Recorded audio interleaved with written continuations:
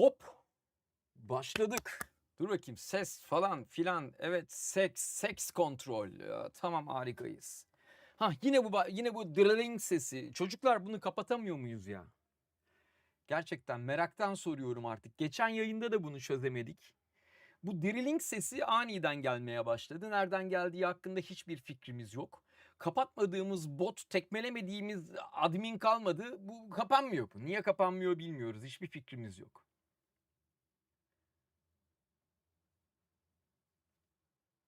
Neyse, başladık. Yayının başında daha Drilling'e takmayayım kafayı. Başka şeylere takayım kafayı. Hayatta kafayı takacağım başka şeyler de var. Ses çok kısık denmiş. Yo, bence değil ama yani siz bilirsiniz diyeyim. Bence şu an ses iyi. Hatta şu an fazla açık bile diyebilirim. Az önce daha iyiydi diye düşünüyorum. Dur, şu mikrofonu biraz daha yukarı alayım. Bir donumu çekeyim. Dur. Şuradan. Bu mıknatıslı mikrofonlarda niye mıknatısla beraber hareket etmiyor bu? Çok saçma. Neyse. Bu mikrofonu seviyorum. Bayağı bir işimizi görüyor yani. Memnunum kendisinden. Daha arkadaşlar, keyifler nasıl? Yani hayatta neler başardınız bu hafta? Ben bu hafta hayatta bir bok başarmadım.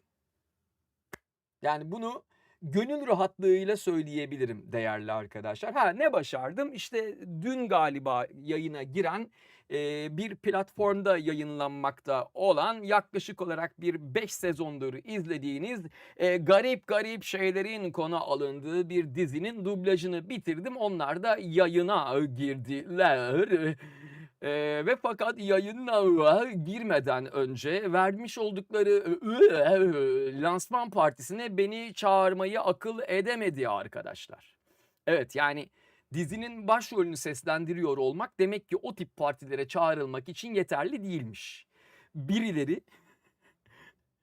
bunun yeterli olmadığına karar vermiş. Evet, taktım kafayı buna arkadaşlar. Şimdi şöyle bir şey var. Böyle olaylardan bahsettiğim zaman aman abi salla, ne önemi var ya falan filan yapılıyor. Abi bak, ben davet edilsem zaten gitmem. Yani gitmiyorum genelde böyle şeylere. Ama davet edilmemenin şöyle bir anlamı var. Biz seni takmıyoruz demek bu. Senin bizim için bir kıymetin yok demek bu. Ve ben yaklaşık 25 yıldır bunun için savaş veriyorum. Kendim için değil. Şunu da söyleyeyim. Ben ne zaman böyle bir şeye tepki versem ilk seslendirme sanatçılarından geri dönüş alıyorum. Diyorlar ki Harun'cum ne önemi var? Suyu bulandırma şimdi yani. Ne demek ne önemi var ya? Ben sizin değerinizi savunuyorum. Çok önemi var. Siz bu iş için emek veren son derece kıymetli ve yetenekli insanlarsınız. Bence yok sayılmamalısınız. Siz yok sayılmayı kendinize yediriyor olabilirsiniz. Vallahi o sizin özdeğer probleminiz. Ben ne yazık ki bunu kabullenemiyorum arkadaşlar. Böyle şeyleri sevmiyorum. İş hayatında nezaket son derece önemlidir. Çünkü hele ki bizimki gibi ekonomilerde, yani insanların çalışıp genellikle hak ettiğini alamadığı ekonomilerde, ya bari birbirimize biraz nezaket gösterelim. Birbirimizi bir minik goygoylayalım bari, değil mi yani? Birbirimizi küçük tatlı hoş tutalım. Yani yok. Bunu yapmıyoruz. Bu hakikaten bence bizim iş hayatımızın ciddi sorunlarından biri. Bunun tersini görmüyor muyum? Görüyorum elbette. Yani birlikte çalıştığı insanlara hakikaten hak ettiği değeri veren insanlar yok mu? Var. Kurumlar yok mu? Var. Onları buradan alkışlıyoruz ama tabii ki iyi olan şeyleri çok anmak yerine olumsuz olan şeyi anıp eleştirmeyi daha yapıcı buluyorum. Dolayısıyla şu anda bundan bahsetme sebebim bu. Bence seslendirme sanatçıları çok kıymetli bir iş yapıyor. Yaptıkları işin karşılığında yok sayılmayı hak etmiyorlar. Ben açıkçası bu tepkiyi kendim için vermedim. Çünkü zaten kuvvetle muhtemel öyle bir parti, lansman falan filan yapıldığında ben yurt dışında falan oluyorum. Yani genelde katılamıyorum. Mesela ne zaman, işte Aralık'ın 27'si galiba, benim de çalıştığım çok kıymetli bir filmin galası yapılacak. Kuvvetle muhtemel ben Viyana'da olacağım ve gidemeyeceğim yani. Ama galayı daha böyle ilk tarihi belirlendiği anda bana haber verdiler. Dediler ki lütfen geliyorsunuz değil mi falan. Ben dedim ki ya muhtemelen yurt dışındayım herhalde gelemeyeceğim falan falan. Neyse yani günün sonunda insanlara kendini değerli hissettirmek çok kolaydır. İnsanlara kendini değersiz hissettirmek de çok kolaydır. Burada ben biraz da kendi tarafıma şu ışığı kapatayım. Ha. Bir kendi tarafıma açıkçası laf çakmak istiyorum. Abi bu nedir bu işin içindeki insanların kendi öz değerinin bilincinde olmaması durumu nedir ya? Yani bu aman işte ağzınızın tadı kaçmasın Ali Rıza Bey modunuz nedir abi sizin? Ağzınızın tadı daha kaçabilir mi ya? Yani daha da kaçabilir mi? Yani bundan daha da tat kaçırıcı bir zaman yaşanıyor olabilir mi yani işle ilgili özellikle? Yani bir zahmet bari hani dokunabileceğimiz böyle şeylerin peşine koşalım istiyorum. Neyse yani daha yayını açar açmaz hemen höreledim birilerini gördüğünüz gibi. Bugün böyle canavar gibi bir yayın yapacağımızı düşünüyorum. Nerede? Ha şurada şu bardağı şöyle bir alayım. Evet başardık. Göktürk Bey burada mısınız efendim? Evet. Evet, evet sesin yayına gitmiyormuş. Gitsin de seks duysunlar. Aman ses duysunlar. Hayda. Hoş geldiniz Hoş efendim. bulduk. Nasılsınız? İyiyim, teşekkür ederim. Siz nasılsınız? İyiyiz, hayattayız. Bugün gündemle ilgili herhangi bir hazırlığın olmadığını duydum. Bu gerçek mi? Bir 5 dakika önce evet. Bir küçük ama bızıkladın diye düşünüyorum yani. Ben yayına girene kadar böyle bir bızıklarken gördüm seni sanki. Bir tatlış tatlış bir Çikobella. Ucundan böyle bir şey yaptım. Biraz da bugün bir Ucundan. teknoloji tarafına teknoloji Ucundan mı tarafına keyif girelim. alıyorsunuz? Yani bu şekilde mi Hah. yani başlıyor aksiyonunuz? Hani mesela işte haber ve yayın hazırlığı yaparken falan hep ucundan mı giriliyor konuya? Doğru Ya, dibinden girecek halin yok. Yani benim gibi manyaklar ancak dibinden girmeye çalışıyor. Haklısınız efendim. Neyse şimdi bugün öğlen ben deli doktoruna gittim. Yok öyle demeyeyim şimdi ayıp olmasın adamları da neyse yani bugünüm böyle geçti arkadaşlar. Eee Sonra çıktım böyle yolda yürüyorum. Bir an böyle bir ya dedim bugün yeteri kadar kafein almadım galiba. Bir kahve alayım vesaire. Ya şu aynı şeyi 40 kere yazanları bir zıplatsanıza bir kendine gelsin onlar. Bir de böyle büyük harflerle falan yazıyor. Biz bu botu ne yaptık? Ha teşekkür ederim Aleyna'cığım. Neyse ne diyordum? Ha böyle bir kahvem geldi tamam mı? Ulan dedim dedim burada bilmem ne var ya bir tane şu elinize karton bardakta üzerine isminizi ıvızladıkları bardakları veriyorlar da sokakta onunla gezince çok havalı oluyorsun falan. Öyle bir kahveci var yani. Dünyanın her yerinde. Böyle. Böyleli böyleli. Neyse baktım orada o var. Dedim gireyim de şuradan bir içecek bir şey alayım. Böyle bir boğazım da kurudu. Niye? Doktorun karşısında 1,5 saat diye konuştuğum için haliyle buralar yandı yani. Dedim ya gireyim de şuradan böyle bir şey alayım. Bir böyle ılık bir şey alayım. Gırtlağımdan ılık ılık aksın. Aman belki de bir şeyler değişir hayatımda. Biraz daha kendimi iyi hissederim belki dedim. O kadar bağırdım ki martılar havalandı karşıdaki çatıdan böyle şey diye bağırıyorlar şu anda. Merak etmeyin çok sıkıntılı bir şey yok. Birazdan çıkartacağım sıkıntıyı. Neyse abi aldım tamam mı kahveyi? Bu chai tea latte. Evet. Chai tea latte arkadaşlar. Böyle işte biraz boğazıma da belki iyi gelir falan filan diyerek gittim bir tane chai tea latte dedim. Boyu ne olsun dedi. Boyu değil işlevi diyesim geldi ama bu espriye kimsenin gülmeyeceğini fark ettim. O anda da çok böyle espri yapabilecek bir psikolojide olmadığımın bilincinde olduğumdan dolayı bu espri hök diye yuttum. Ki normalde yutmasanız daha iyi yani. Ay dedim en büyüğünden var. Yani dedi. Dedim gram ya öf. Neyse işte yani aldık kahvemizi falan filan yapmışlar kahveyi. Ondan sonra elimde o karton statü simgesiyle beraber Nişantaşı'nın ara sokaklarına doğru kendimi attıydım dıdıdıt dıdıdıt dıdıdıt dıt ki telefona gelen bir mesaj dedim ki ne oldu? Baktım böyle banka. Banka diyor ki 190 TL harcama yaptınız. Normal kahve aldım dedim. Bir şey yok kahve aldım. Sonra almış olduğum statü simgesi kupası kahveden bir yudum aldıktan sonra dedim ki lan bir dakika dedim ya. Daha böyle kahveyi yutamadan, yani o yutağıma henüz ulaşmak üzereyken, henüz o yolu "Ulan ben nereye düştüm anasını satayım?" diyerek böyle yavaş yavaş kaya kaya ilerlemekteyken aklıma şey geldi. Bu içine ettiğimin yarım litrelik şeyinin, kötü bir şey söylememeye çalışıyorum, İçinde bir böyle esans gibi, bir şerbet gibi bir şey yapıyorlar, tamam mı? Yaparken görüyorum lan orada. Yani bardağı alıyor, bir tane böyle şişe var orada. Çay tea latte özü o galiba. Hah, şurup, ağzın bal yesin. Şurup yazan arkadaşım. O benim aklıma gelmiyor devamdan beri. Deminden beri aklıma gelmiyor o benim. Neyse, o şurup şeyine basıyor 4 kere, şurupluyor bardağı 4 fırt fırt. Ondan sonra üzerine işte süt koymak üzere sütü bir şeye dolduruyor. Sütümüz oluyor. Sonra sütü o vıkvıkladığı şurubun üzerine koymak suretiyle kapağı da yapıştırıyor. "Harun Bey!" diye veriyor eline. Hani taş çatlasın yarım litre süt, 4 fik fik şurup. 190 TL. Bence saçma.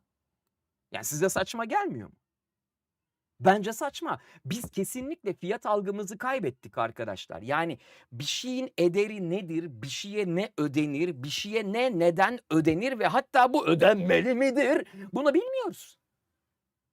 Bunu kaybettik. Bu bizde kalmadı. Garip bir durum yaşanıyor. Bu sırada kasadayken eleman, ya başlarım yani kira, KDV, stopaj, maaşlar, ham madde giderleri falan. Hadi lan oradan yani. Bunu 200 liraya satmaya mahkumsan eğer kapat lan o dükkanı yani. Demek ki bir şeyler çok yanlış gidiyor. Buna da bayılıyorum. Ne zaman böyle bir şey eleştirsek, ama kira, giderler, elektrik faturası da çok yüksek. Çıkart lan telefonunu çıkart. Gev gev konuşuyor birileri. Oğlum bak, fayda maliyet hesabı diye bir şey vardır. SWOT analizi falan diyeceğim. Şimdi böyle bakacaksınız bana. Biliyorum, o yüzden oralara girmiyorum ama fayda maliyet çok basit yani. Hani ne verdim ne kazandım. Neyse, elime kahveyi aldım, bir yudum daha aldım, belki biraz sakinlerim falan filan diye. Hayır, hiç öyle olmadı. Höngüdü diye yürüye eve geldim. Arabayı aldım. Neyse ki arabayı aldıktan sonra yapmayı çok istediğim bir şey yapmak üzere harekete geçtim. Efendim, hatırlıyor musunuz? Bizim böyle bir yılan hikayesine dönmüş olan, böyle 1,5 yıldır falan benim canımı dişime takarak kanırttığım bir stüdyo hikayemiz var. Onu biliyor musunuz? Biliyorsunuzdur. Yayını takip edenler bilir. Adamlar içeceği değil, o markayı elinde taşıma hakkını satıyor sana. Oğlum ben bak, birilerine bir şeyi elinde tutma hakkını bir satarım. Hakikaten neyse ya, şimdi bak bir şey demeyeceğim. Benim amacım orada ılık bir şey aksın gırtlağımdan içeri, kesin bu da yanlış anlaşılacak şimdi, neyse ya. Neyse, bu işte stüdyo mevzusu için, ya benim çok sevdiğim dostum sevgili Gökhan Türkmenler'in eski stüdyosu, onlar şimdi başka bir yere geçtiler. Eski stüdyosu hala onlarda duruyormuş. Hani orayı bir YouTube stüdyosuna dönüştürmek üzere bugün gittim, stüdyoya baktım falan filan, çok da beğendim. Hani umduğumdan bir tık küçük benim isteklerim doğrultusunda, ama bence harika. Yani çok yakında yayınları da oraya taşırız, böyle tatlı tatlı bir şey yaparız. Zaten bana şey lazım arkadaşlar, böyle bana ses geçirmeyen bir oda lazım. Yani kapıyı kapattığım zaman dışarıdan başka hiçbir şeyi duymayacağım bir yer lazım. Bu stüdyo olayı niye bu kadar sarktı onu da söyleyeyim. Ben biraz ara verdim o işe. Çünkü araya yaz girdi. Yani geçen sene aslında biz, ne geçen senesi, işte bu sene Ocak ayında falan bu işi bitirmiş olmayı, hatta böyle hani çalışmaya başlamayı planlıyorduk. Fakat orada bazı aksamalar oldu. O iş böyle Nisanlara, Mayıslara kaydı. Nisan Mayıs olunca da artık yaz gelmişti. Yani yazın pek bir iş de olmuyor. Ben de yani çok böyle çalışmanın peşinde koşabilecek halde olmuyorum. Dolayısıyla dedik ki biraz duralım, böyle Eylül ayı gibi yine hareketleniriz. Nitekim öyle yaptık. Yani Eylül ayında bir hareketlendik. Hani işte Kasım'ın sonu, şu anda en azından elle tutulur bir noktaya gelmiş haldeyiz bu hususta. Yakında size YouTube için çok keyifli şeyler üreteceğiz. Evet, üreteceğiz. Bazı salaklara göre Türkçe yazıldığı gibi okunuyormuş ya. Bayılıyorum buna da ya. Böyle hani ilkokul öğretmeninden aldığı bilgiyle 50 yaşına gelen insanlar var. Olur mu canım? Türkçe yazıldığı gibi okunur. Bok okunur. Salak seni. Bayılıyorum. Yani bu kafaya yani bu kafaya bayılıyorum. Bilgisi yok ama iddiası var.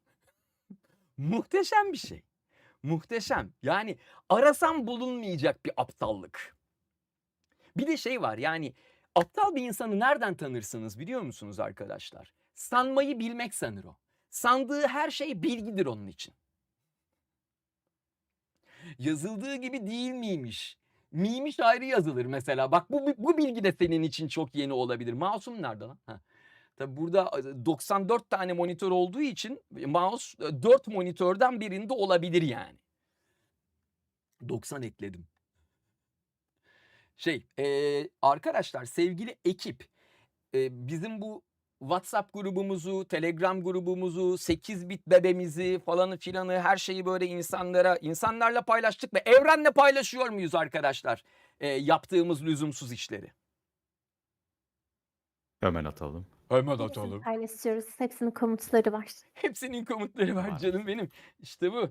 Değerli arkadaşlar, 8 bit oyun ekibimizin hazırlamış olduğu muazzam gaming sayfası. Lütfen takip ediniz. Çok yakında 8 bit oyundan bazı oyunları böyle bedavaya getirme imkanınız da olabilir. Extra Lab benim yönettiğim ürün inceleme, lifestyle ve futurizm üzerine kurulu bir ayrı hesabımız. Dolayısıyla Extra Lab'i de takip edebilirsiniz. Bu Extra Lab'in söylenişi falan zor mu geliyor insanlara? Bak mesela Göktürk kesin söyleyemez. Ne abi? Extra Lab. Extra Lab. Hadi bakalım. Sen hala diyen bir insansın çünkü. Ama o hala normal. Ha, normal. Tabii delikanlı adam ince ağ mı kullanır lan? Delikanlı adam predorsal ağ kullanmaz. Aa, öyle tabii. İşte budur. Aslan parçası ya. Ben de mi artık Kick'te bir mesajı sabitleyemiyorum? Bu noktaya geldik mi yani? Yoksa ben Kick'te şey değil miyim? Bu arada bu Kick'le ilgili bir şey söyleyeceğim arkadaşlar. Bana Kick'te yayın yap falan dediniz. Yapıyoruz abi. Yapıyoruz yani.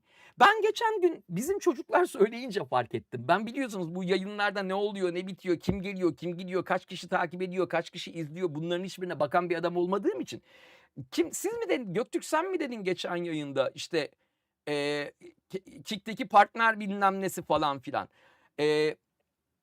Elin on Olabilir. Frame çok güzel. Pumalara katılmış az pumamız var efendim, hoş geldiniz. Ya neyse. Abi biz Kick'te partner değilmişiz ya.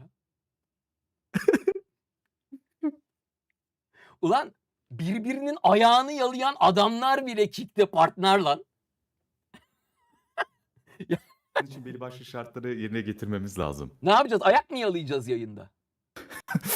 Yok, Ben öyle bir erkek şey ayağı yok. yalamam, bak peşinen söylüyorum. Ya, Ya böyle bir iğrençlikten iş. bahsetmek bile istemiyorum hatta yani. Neyse yani partner olmuşuz olmamışız bu beni çok hani germez de. Yani bana bir garip geldi açıkçası, anlamadım ben. Ben de sanıyorum ki burası böyle bir yer. Hatta şey diyorum böyle, ya diyorum bu Kick'in de gelişmesi lazım falan filan, böyle bir aklıma o kadar iyi niyetli bir gerizekalıyım ki hep şey yapıyorum. Ya diyorum işte Twitch'te şu vardı burada yok, işte yakında gelir herhalde, bu da güzel falan. Salak salak. Meğer abi biz partner değilmişiz. Meğer yani bir sürü şey bize kapalıymış. Biz görmüyormuşuz falan onları yani. Aa, çok güzel ya. Vallahi çok güzel. Fantastik. Bir şey diyeceğim. Bizim Kick'te partner olmamız için bir şey mi yapmamız lazım? Kesin Aleyna çok iyi biliyordur bu işleri şimdi. Ben onlara bir bakayım. Onları hemen hallederim. Onları hemen hallederim. Tamam hadi halletme, boş ver. Onlar kendi hallolsun. Tamam. Ben çünkü bu duruma bir gıcık oldum. Yani biz kaçıncı yayını gönderiyoruz abi Kick'e? Hani ciddiye almışız ki varız burada yani. Ha, biz varmışız ama teknik olarak yokmuşuz. Onu fark ettim. Böyle olacak demek ki bundan sonra ya. Vallahi bak herhalde bundan sonra böyle car böyle konuşacağım ben emekli albaylar gibi. O araba oraya park edilmez yalnız. Ağacın önünü çekiyorsun. O ağaç reçine akıtıyor bu mevsimde. Evet, Kasım'ın sonunda akıtıyor. İncir ağacı o. Ne demek ocağa incir ağacı dikilir mi? Apartman lan burası, köy evi mi? Falan. İçimdeki emekli albay. Abi yayıncı tanıdığın varsa onlardan rica et partnerlik için. Abi ne rica edeceğim Allah aşkına ya? Böyle bir şey için ricada mı bulunulur ya? Hani bir de ya neyse şimdi bir şey demeyeyim. Vallahi enteresan oluyor. Vallahi enteresan oluyor yani. Kick'te oldu değil mi bu şey olayı? Ayak mevzusu. Ulan nasıl söyleyeceğimi de bilmiyorum şimdi. Feet fetiş diyeceğim. Evet. İyice bir garip bir şey olacak. Evet. Allah Allah. Bir bakın bakayım Kick'in partnerlik gereklilikleri Lazım abi. içinde böyle bir şey mi var? Ha, o mu? Yani partnerlerimiz düzenli olarak birbirinin ayağını yalamalıdır falan gibi bir şey varsa bilelim biz hiç partnerliğe başvurmayalım yani. Hiç girmeyelim o topa. Ya, Çünkü o top ayak bize girer yalama. gibi geliyor bana yani. O beni üzer. Emre G 2004. Efendim yayına verdiğiniz destekten ötürü teşekkür ederiz.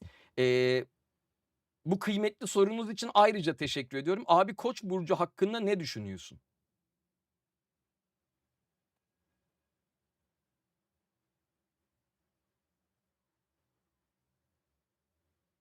Sorulacak da tam adamını sordum bu arada. Bir şey söyleyeyim.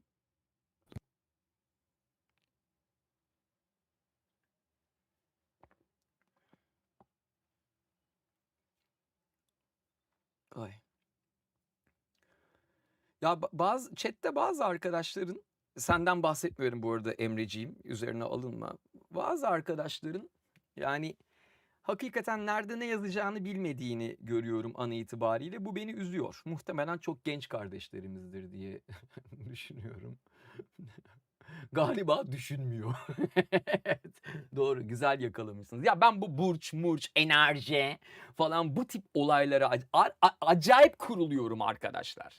Yok işte evinizde bir her gün bilmem ne yakarsanız evin enerjisi temizleniyormuş falan diye böyle sürekli bir paylaşım yapan manyaklar var ya. Ve yani buna inananlar da var ne yazık ki. Mesela şey var. İşte isminizin içinde an sözcüğü geçiyorsa ananızın anlamını yapacağız. Siz tarihi çok önemli bir kişiliğin reenkarnesi olabilirsiniz yani falan. Böyle sürekli böyle içerikler üreten tipler var ya. İşte dünyaya yaklaşmakta olan Atlas uzay aracı dünyaya varmak üzere. Bak yön değiştirmiş gördün mü? Yön değil. Hep ya böyle kuyruklu yıldız mı olur? Ben biliyorum.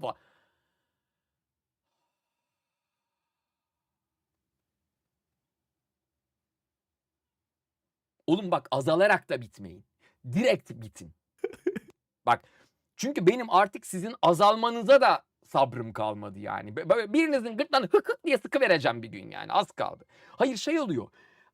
Değerli arkadaşlar tanınıyor olmak berbat bir şey. Bir de ben böyle şey bir adamım. Benim böyle fake hesabım falan da yok. Yani rahatlayamıyorum anlatabiliyor muyum? Böyle bana aslında vallahi lan bana niye bir fake hesap açmıyoruz? Ben rahat rahat hiçbir şey yazıp çizemiyorum bu içine sıçtığımın Haruncan hesaplarında.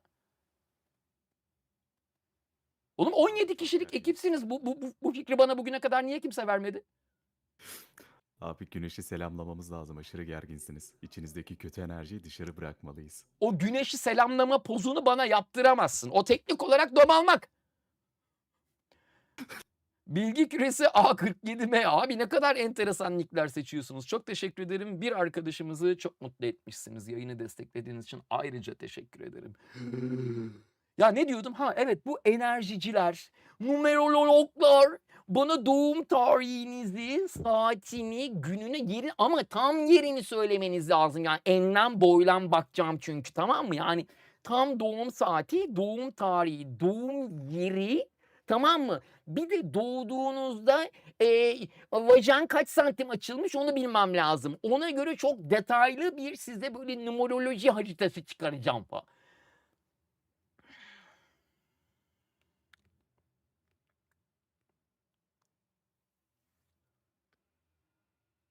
Ya bir gif vardı ya böyle tövbe estağfurullah şimdi sıçacağım belasını falan diye böyle bir şey vardı ya.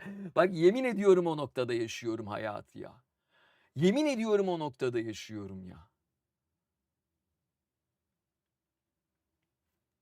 Sidenur efendim hoş geldiniz aslanlara. Abi selam nasılsın umarım iyisindir. Sorun ne? Sorum olacaktı nokta.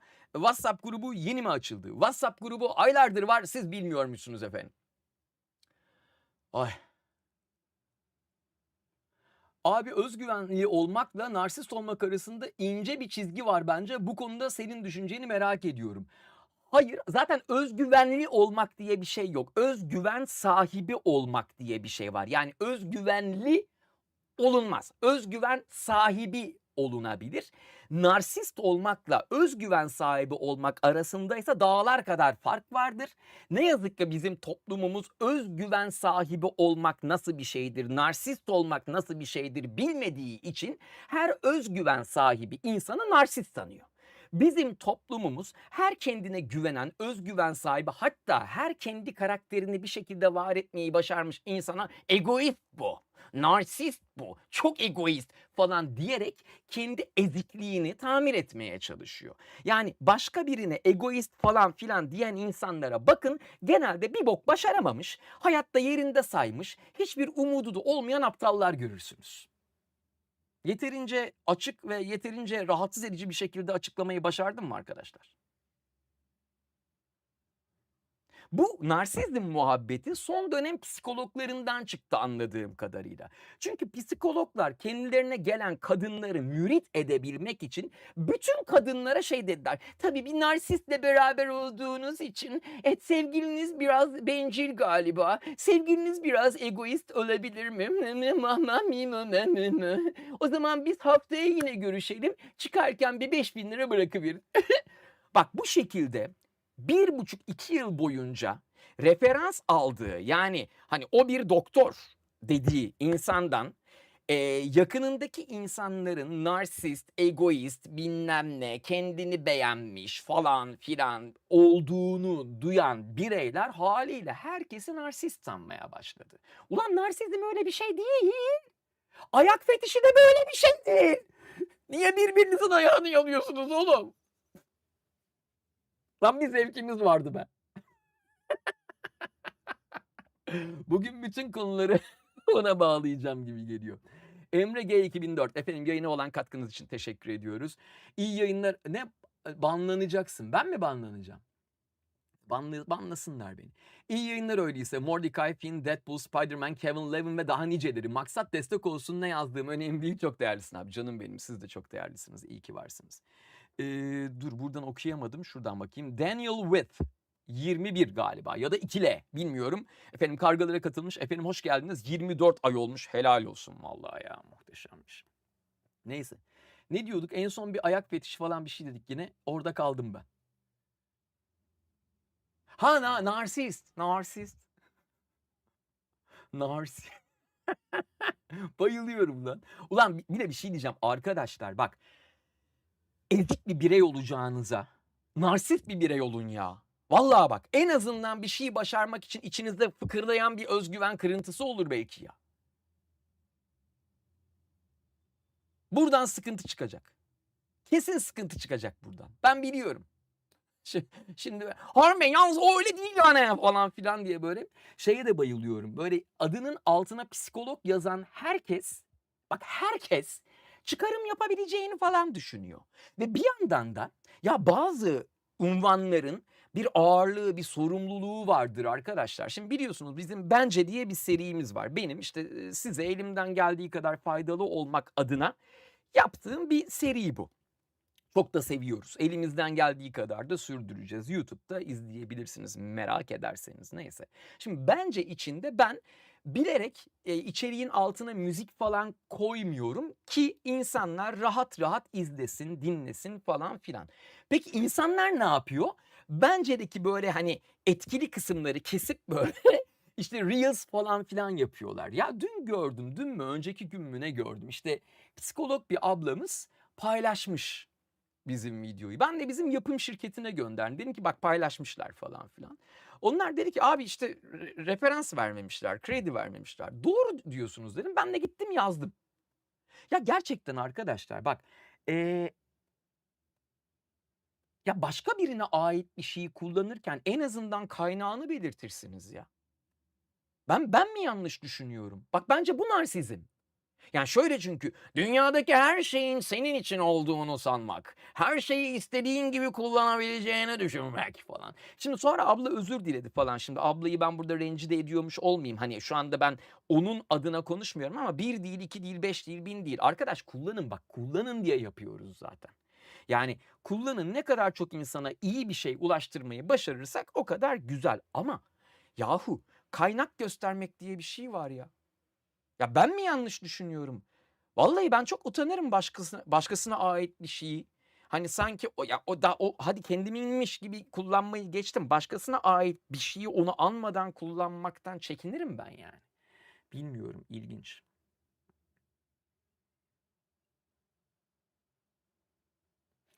Böyle arkadaşlar. Sana referans verilmese de çoğu tanımıştır zaten ama yine de ayıp etmiş. Ya abi referans verilmesini bekliyor değilim ama şunu bekliyorum. Nezaketi bekliyorum ben. Yoksa bana referans vermesi bana bir şey kazandırmıyor ki. Yani 5000 takipçili hesap bana referans vermiş vermemiş ne olacak? Ulan benim arkadaşımın 13 milyon takipçili hesabı var. Bana referans veriyor bir şey olmuyor.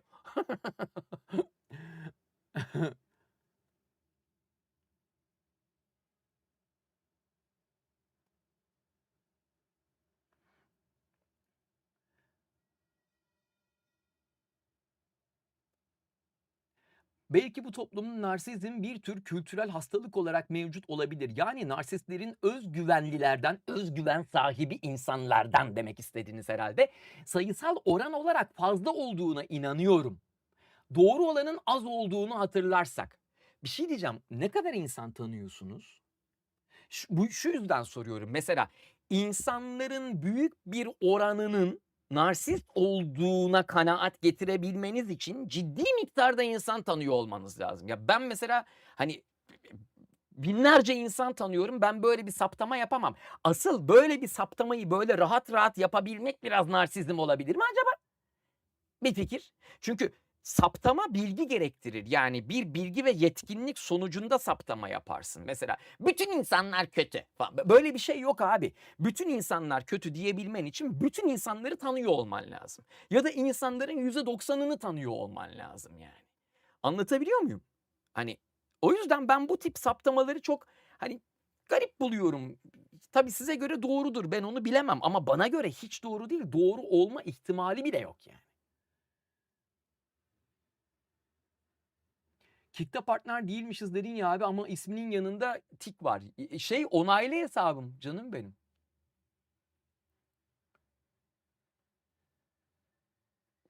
Arkadaşlar 600-850 bin lira arası alınabilecek en iyi otomatik vites araç nedir? Bilgisi olan var mı? Vallahi sen beni Doğan Kabak sandın galiba. Yani istersen yayın açıyorsa onun yayına zıpla. Ama ne bileyim ya bu 2006-2007 model Audi A6'lar A5'ler falan bulunabiliyor galiba. Emin değilim tabii. Mercedesler mesela. Böyle 10-15 yaşında bir Mercedes gayet güzel gider yani çalışır. Tabii yani içine edilmemiş olması gerekiyor aracın. Göktürk Bey ne yaptınız? Efendim, Ne yapıyorsun? iyiyim siz ne yapıyorsunuz? Hiçbir şey yapmıyorsun değil mi? Öyle elin pipinde oturuyorsun. Yo yo. Yo yo yo. Dünya Bir elin topladım mouse'da mesela. tabii. Şu anda diğer tablarda ne açık olduğunu sormaktan korkuyorum. Yo yo vallahi bu sefer kapalı. Bu sefer kapalı. Bu sefer açık değil. Bu sefer açık değil. Açmayın Göktürkler. Tamam. Bir de bu hafta bazı olaylar böyle bir küçük dikkatimi çekti. Şu şey Bez Bebek diye bir dizi muhabbeti. Bak ben Tam da hiç ondan bahsedecektim. bak hiç girmem bu toplara biliyorsunuz. Hiç girmem yani. Bundan bahsedelim bir minik. Göktürk Bey bu konuda özel bir bilginiz var mı efendim? Siz bilirsiniz. Bezdir, bebektir. Çok iyi bildiğiniz şeyler bunlar. Tabii ki. Şimdi Bez Bebeği biliyoruz. Eski bir diziydi. Oradaki küçük kız karakterini canlandıran kişi, isim vermeyeceğim bu arada. Ana karakter Bez Bebek tarafından hem dizi setinde hem de set arkasında bazen fiziksel Zorbalandığını bazen söyledi. psikolojik. Evet. Hah, yani kısası bu. Zorbalandığını Aynen. söyledi. Bundan da çok büyük drama çıktı. Tabii ki yani işte Twitch, YouTube, falan filan mecralarıyla magazin dünyası hemen hemen aynı dinamikler üzerine çalıştığı için millet mal bulmuş gibi atladı bunun üzerine. Arkadaşlar şimdi bak ben de bu işlere girdiğimde 6 yaşında falandım. Ve 6 yaşında oynadığım filmde ben de hakikaten böyle hani sabrımın çok zorlandığını hatırlıyorum. Ama burada şöyle bir durum var. Şimdi ailelere seslenmek istiyorum. Ya siz niye çocuklarınızı bu kadar böyle... Bu arada benim ailem böyle değildi. Ben bayağı kendim hani bile isteye, iteleye falan yaptım bu işleri. Neyse. Ama bugünün ailelerine bakıyorum. Bugünün aileleri çocuğunu tutuyor getiriyor falan böyle. Ay benim çocuğumu da bir görün. Harun Bey bir dublaj yapsın ya. Naman. Bacım senin çocuğun dublaj yapmasın. Senin çocuğun gitsin top oynasın burnunu falan karıştırsın ya. Hayret bir şey. Bugünün ailelerinde çok ciddi bir çocuklarını ünlü etme manyaklığı görüyorum ben. Bu iyi bir şey değil. Yani bu işte o bez bebek falan filan döneminde de çok farklı değildi. Hala farklı değil. Bir kere setler son derece acımasız yerlerdir onu söyleyeyim. Yani bir çocuk için son derece kırıcı, son derece zor yerlerdir setler. Çünkü setlerde çok zor bir iş yapılır. İnsanların sabrı çok tükenmiştir. Hele ki çocuklara hiç sabırları yoktur. Neden? Çünkü sette çocuk işi yavaşlatır. Yani çocuk yapamaz, unutur, çişi gelir, acıkır, sıkılır, ağlar falan. Ben de iyi olur. Ya anlatabiliyor muyum? Şimdi sette çocuk zaten sıkıntı demektir. Ya şimdi bu Bez Bebek denen dizinin şeyleri paylaşılmaya başlandı. Küçük parçacıkları, çikibokları. Bu adam kafayı yemiş. Atın bunu. Madem kafayı yemişim niye izliyorsun beni? Beyinsiz. Diziye bakıyorsun. Zaten o dizi baştan aşağı sıkıntılı bir iş. Böyle şeyleri izlediğiniz için siz de bunun bir parçasısınız arkadaşlar. Vardır mutlaka kanalda Bez Bebek çok seviyordum ben eskiden ya falan diyen birileri muhakkak vardır. Ya tabii ki seni eğlendirmiştir bilmem ne olur öyle şeyler ama baktığınız zaman medya okuryazarlığı bizim toplumumuzda o kadar düşük ki medya size canı ne isterse onu veriyor. Böyle bir durum var arkadaşlar.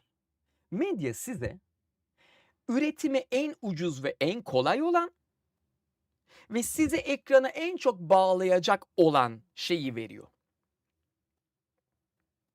Bu kadar basit. Yani bugün bir dizinin bölüm bütçesi işte 10 ila 20 milyon TL arasında bir yere yaslandı diye duydum en son yani. Şimdi o dizinin alabildiği reklam miktarına bakın. Arada bir uçurum görürsünüz. Birbirini karşılamıyor yani hiçbir şekilde. Şimdi koşullar buradayken, koşullar bu noktadayken size kaliteli bir içerik sunulur mu? Hayır. Peki siz kaliteli bir içeriği talep edecek bilinç ve bilgide misiniz seyirci olarak? Hayır. Niye? Çünkü medya okuryazarlığı diye bir şey bizim ülkemizde yok. Yok. Hala çoğu insan televizyonda ne görürse gerçek sanıyor. Bir şey televizyonda yayınlanıyorsa "Aa, öyledir o zaman falan yapıyor. Bu kadar. Şimdi bu bez bebek muhabbetinde de açık söyleyeyim bugün hanımefendinin işte o suçlanan hanımefendinin şeyini de gördüm. Böyle gazetecileri çağırmış. Gazeteci de onlar yani neyse işte çağırmış insanları kameraların karşısına geliyor. Gel. Gel. Gel de gel. Böyle konuşuyor bacım. Yani bir 30 saniye falan şey yaptım. İzlemeye gayret ettim. Ben bağıran ve ağlayan kadına çok sabredemiyorum. Daha doğrusu bağıran ve ağlayan insana sabredemiyorum ben yani. Ben gözyaşı görmedim. Yani evet %1 ağlama ifadesi var. Fakat kalanı yok. Yani şu var. Fakat netice yok. Anlatabildim sanırım.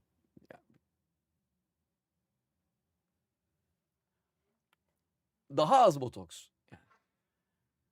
Neyse ifade için de herhalde böyle şey hani çözülmesini beklemişler yani. Neyse şimdi tabii ki bunlar latife. Yani Ya ben şunu da anlamadım. Şimdi o genç hanımefendinin işte çocukken bana böyle böyle şeyler yapıldı diye çektiği videoyu ben gördüm. Açık söyleyeyim inandım. Bak net söylüyorum inandım. Neden? Çünkü ifade biçiminden mikro mimiklerine kadar her şey gayet inanılırdı. İnandım yani. Net söylüyorum. Siz inanırsınız, inanmazsınız onu bilemem ama ben inandım. Ertesi gün sosyal medyaya bir şey düştü. İşte orada suçlanan, orada hani bu olaylarla suçlanan hanımefendinin avukatı tarafından yapılan böyle bir açıklama vardı. Göktürk yanılıyor muyum? Göktürk uyuyor. Efendim abi? Doğru abi. Buradayım ama. Şu avukatın açıklamasını bana bulabiliyor musun Göktürk'cüğüm? Ben. Yani şu anda artık hani yanındaki hanımefendiyi şu an biraz üzüyoruz ama kusura bakmasın. Bir açıklama vardı. Ve yani o açıklama baştan aşağı tehdit. Tehdit ediyor. Bir şey diyeceğim. Madem hiçbir şey yok. Madem ya hayır şunu da anlamıyorum. Yani açıklamanın ertesi günü tehdit edip açıklamanın haftası dolmadan geldi açıklama. Bak şimdi. Bu Bak pek okunmayabilir. Ben size web sitesini atayım oradan okuyun isterseniz. olur. Bu evet gerçekten pek okunable görünmüyor yani gerçekten. Bakayım bunu yakınlaştır. Yakınlaş. Okurum ben bunu okurum. Tamam ben neler okudum arkadaş. Bak şimdi. Olayın ertesi günü yapılan açıklama. 19 Kasım 2025 akşam saatlerinde sosyal medya üzerinden dizi oyuncusu XXX tarafından yapılan bir takım açıklamalar, o ayrı yazılsa daha iyi olurmuş. Bir takım açıklamalar sebebiyle basına yansıyan ve müvekkilim XXXX kastedildiğinden bahisle bazı haberler yapıldığı anlaşılmıştır. Bazı haberler yapıldığı anlaşılmıştır. Yani şimdi burada bak haberi yapanlara da bir tür giriyoruz yani. Hani böyle bir açıklama yapıldı. Biz bu açıklamayı yapanla uğraşacağız. Bu haberi yapanla da uğraşacağız. Bak bu cümle bunu anlatıyor bence. Yani şu anda yayını izleyenler siz de bakın ne anlatıyor yani. Devam. Anılan kişi tarafından bahsedilen olay ve iddialar tümüyle afaki mi, hayal ürünü ve gerçek dışıdır. Tamam bunu iddia edebilirsin. Öncelikle belirtilmelidir ki bu veya benzeri her türlü husus tümüyle müvekkilimin özel hayatına ilişkin olup gerçek dışı her türlü iddia müvekkilimin özel hayatına saldırı niteliğindedir. Bir dakika. Bir dizinin setinde reşit olmayan birini bir şekilde zorbalarsan, ona gerek duygusal gerek fiziksel fark etmez şiddet uygularsan orası bir dizi seti ya hani. Yani bu pek özel hayat olmuyor sanki ya. Ben mi yanlış anlıyorum acaba? Peki öyle olsun. Ya avukattan iyi bilecek halim yok. Kaldı ki müvekkilim de haberlerde adı geçen Sayın XXX arasında son 3 yıllık süre içerisinde sevgi ve saygıya dayanan bir birliktelik mevcut olup bunun yıpratılmasına dair her türlü haksız girişime karşı yasal yollara müracaat edilmiştir ve edilecektir. Bir dakika. İki kişi arasındaki duygusal ilişkinin yıpratılmasına karşı yasal bir mücadele verilebiliyor mu ya? Mesela ben şunu yapabiliyor muyum? Yengenizle aramı bozuyorsunuz. Hepinizi dava edeceğim. Bana yayın açtırıyorsunuz. Yengenizle aram bozuluyor vallahi. Her yayından sonra kavga ediyoruz. Seni benim annem izliyor, ablam izliyor diye sabaha kadar başımın etini yiyor falan. Olabiliyor mu lan böyle bir şey? Benim böyle bir hakkım var mı? Oğlum niye söylemediniz bana bunu?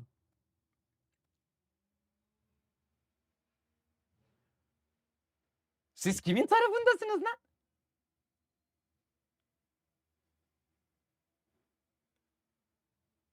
Devamını okuyalım. Gittikçe ilginç oluyor. Ayrıca müvekkilimin çocuklara ilişkin programları kamuoyunun malumu olup tüm bu süreçler sevgi ve memnuniyetle yürütülmüştür. Abi zaten o yüzden olay oluyor ya. Yani müvekkiliniz çocuklara yönelik iş yaptığı sırada bir çocuğa şiddet uygulamakla itham ediliyor ya. Yani o yüzden böyle oluyor. Yani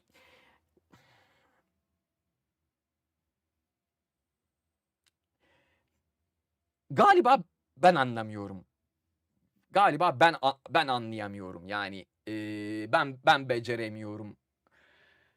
Oy, peki. Ha, bu arada şunu söyleyeyim, yani ülkedeki bütün televizyon, yani pardon, ülkedeki bütün çocuk televizyon kanallarının kuruluşundan itibaren içinde bulunan bir adam olarak söylüyorum bunu yani. Bunu yapamazsın abi. Öyle bir şey yok. Yani sen hem çocuğa iş üretip hem de bir yandan setteki çocuğa kötü davranamazsın. Öyle bir seçenek yok. Hatta böyle bir dedikodunun oluşmasına bile izin veremezsin.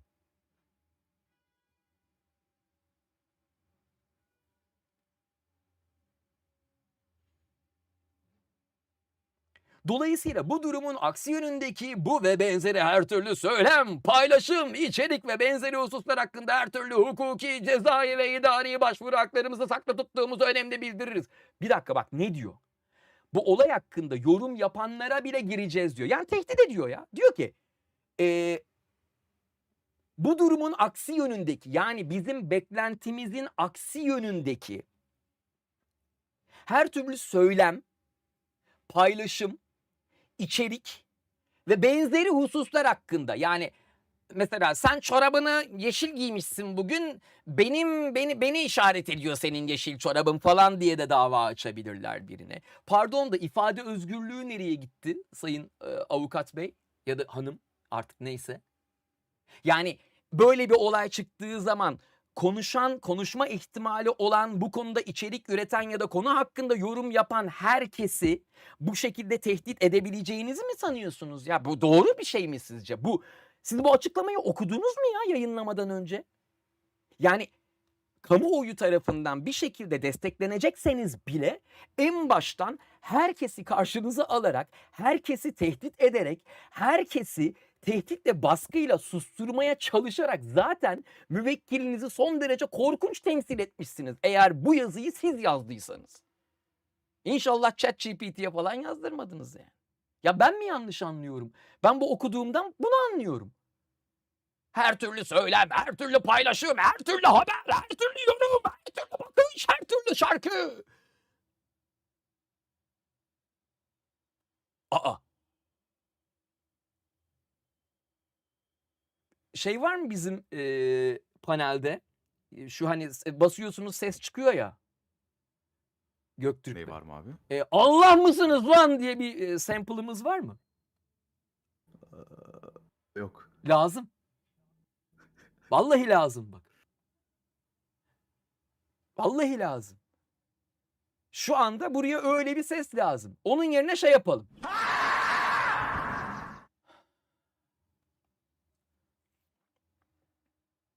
Hemen diyorum şimdi.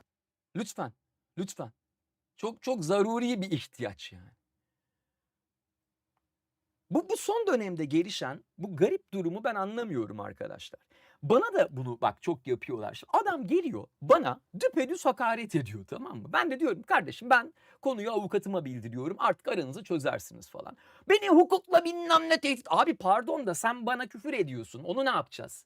Ben sana hakaret etmedim. Ona sen karar veremezsin abi. Benim kişilik haklarıma zarar verip vermediğinin kararını ben veririm yani. Hani kişi olan benim ya, kişilik de benim kişiliğim. Ama bu olayda hakikaten çok ilginç bir durum var. Bak 2 gün önce böyle bir açıklama yapıyorsun. Herkesi tehdit ediyorsun. Bu konuda yorum yapan herkesin ağzını kıracağız falan biçiminde konuşuyorsun. 2 gün sonra da kameraların karşısına çıkıyorsun, ağlıyorsun. Ya hangisi gerçek? Ya bir tek bana mı garip geliyor olay? Bir tek bana mı garip geliyor?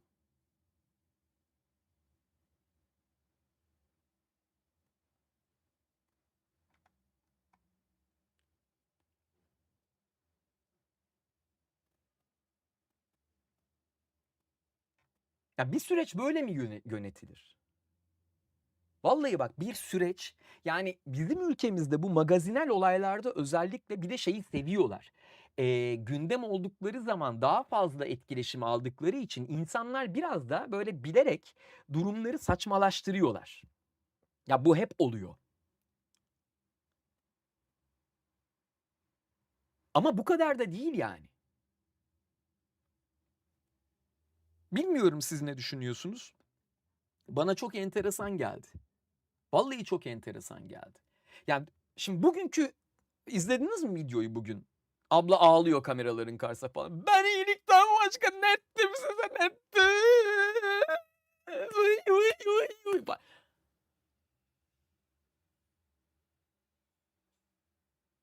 Ulan bu ne perhis, bu ne lahana turşusu. Yani şu açıklamayı yapan kişiyle bugün kameraların önüne geçip ağlayan kişi aynı kişi mi gerçekten? Ya buradaki dramatik kurgu sizin kafanıza oturuyor mu ya? Ya bir insan aynı anda hem çok hoyrat hem de çok hassas olabilir mi ya? Ulan ben bunu bir filmde görsem hadi canım sen de böyle karakter mi yazılır derim kalkar giderim.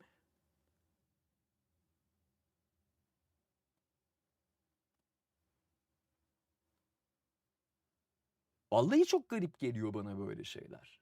Ya magazin dünyası çok enteresan arkadaşlar. Vallahi magazin dünyasının kendine has kuralları var. Kendine has garip kuralları var. Mesela hani bu tip işte sansasyonel hareketler, bu tip olaylar satıyor. Satıyor diye insanlar da suyunu çıkartıyor. Kuvvetle muhtemel böyle bir durum yaşanıyor yani. Hani burada neresinden tutsan elinde kalan bir durum var ortada. Bilmiyorum ya. Vallahi bilmiyorum. Ben bezdim artık. Ben bezdim artık. Artık daha fazla kaldıramıyorum. Biraz daha kaldırabilirim ama sadece o kadar. Daha fazla kaldıramam. Bir minik daha kaldırabileceğim hepsi bu yani. Sesim çatlamıyor, patlamıyor değil mi? Chat'in yarısı siliniyor. Ya bu Kick'teki oto modu ne yapacağız biz? Biz bunu niye bir türlü ayarlayamıyoruz arkadaşlar? Şu konuda fikrinizi merak ediyorum. Bütün bu düşünmeleriniz ve konuşmalarınızda bu tür insanların vaktinizi çaldığını hissetmiyor musunuz? Yani bu insanlar nedeniyle öfkelenmeniz, gerilmeniz, yüzünüzün kızarması vesaire. Ne siz bu üzüntüyü hak ediyorsunuz ne de onlar sizin ilginizi hak ediyor bence. Cansız bir gitar daha fazla hak ediyor ilginizi. Şöyle ben açıkçası bu yorumu o insanlar için yapmıyorum ki. Bu insanların peşine takmaya çalıştığı kitleler için yapıyorum genel olarak. Ayrıca şöyle bir durum var arkadaşlar işte buna yorum yapmayalım, şuna karışmayalım, aman şuna işte dokunmayalım, bulaşmasın falan filan diye vallahi yani bokun içinde kaldık. Yani berbat bir kültürel ortamın içinde değil miyiz? Tepki vereceğiz tabii ki böyle şeylere. Tabii ki tepki vereceğiz yani. Ya ben bunu kafaya takarım. Eğer bir sette bir çocuğa şiddet uygulandıysa o çocuk da büyüdüğünde bunu hatırlayıp 18, 19, 20 yaşında bunu açıkladıysa ben bunu ciddiye alırım. Bence herkes ciddiye almalı. Çünkü basit bir şey değil bu.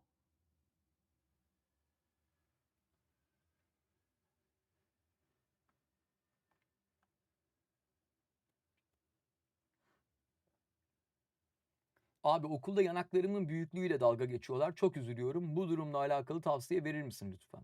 Allah Allah. Takma kafana. Manyak mısın oğlum? O senin özelliğin. Sevsinler yanaklarını koçum benim. Tosunum be. Devam. Küçükken korkup bir şey söyleyememiş olabilir. Haklısın abi. Ya arkadaşlar şöyle bir şey var.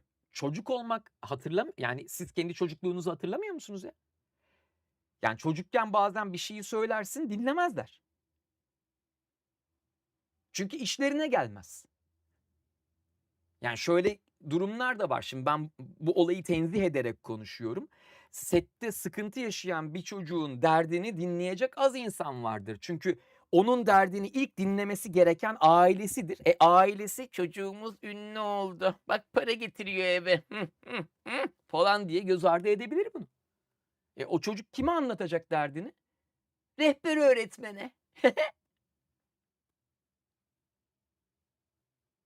Ya bir de gerçekten arkadaşlar, ya şimdi biliyorum bunu söylediğim için bana kızanlar olacak ama ya sette çocuğun işi yok.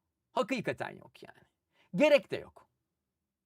Yani ben bu dizilere falan filan ısrarla niye çocuk sokulduğunda anlamış değilim. Yani çoğu zaman iyi bir oyunculuk da sergileyemiyorlar.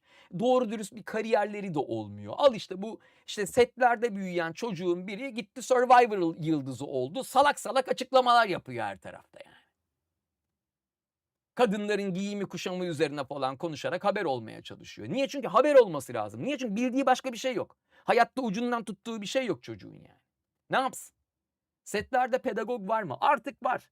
Yani eskiden yoktu. Şu son 4-5 yıldır oyuncu sendikasının yoğun çabası sonucunda öyle çocuklara yönelik bazı düzenlemeler var. Fakat yani bir işe yarıyor mu? Bence yaramıyor. Çünkü şöyle bakın, setteki pedagog da sette olduğu için para kazanan bir insan. Yani ne diyecek? Bu çocuk bu sette daha fazla kalamaz mı diyecek. Siz öyle bir şey diyeceğini düşünüyor musunuz bu insanın ya?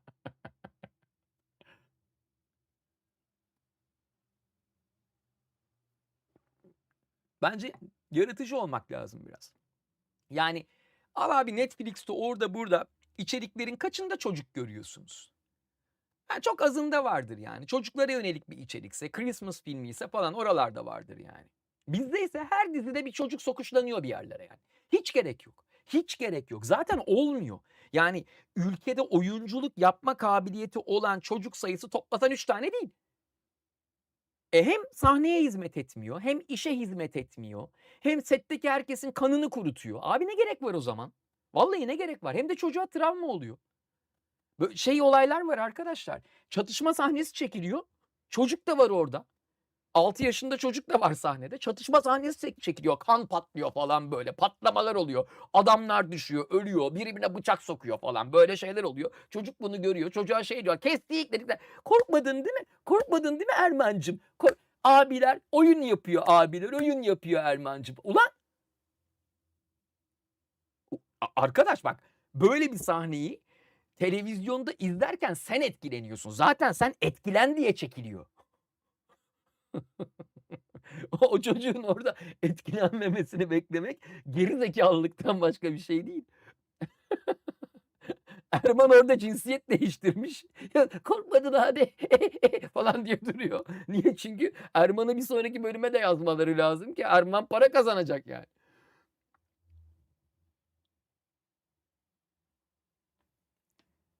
Çok saçma ya.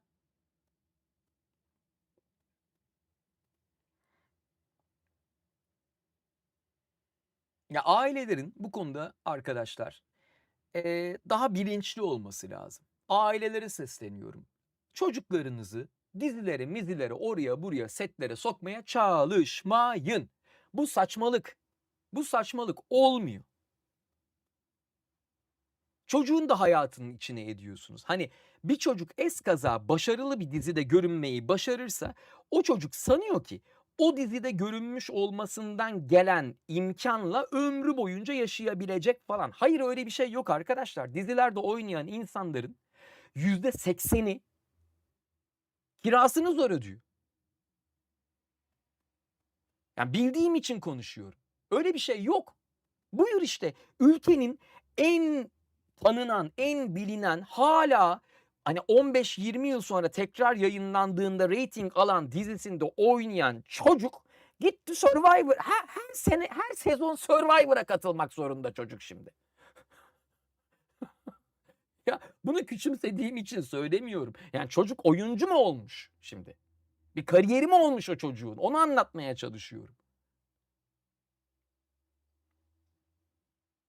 Ve garip garip konuşuyor her yerde. Netflix'te öpüşüyorlar, annem görüyor. Emin ol annen öpüştü. Bir de böyle sansür savunuculuğu yapıyorlar sağda solda. Çünkü yok, burada yok. Burası dolmamış. Neden? Çünkü o işte 12-13 yaşındaki kurulumla bütün ömrünü geçirebileceğini düşündüğü için hala oralarda bir yerde kafa. Niye? Çünkü yani 12-13 yaşındaki bir çocuğu sette herkes alkışlıyor. Aferin sana Erman, aferin sana.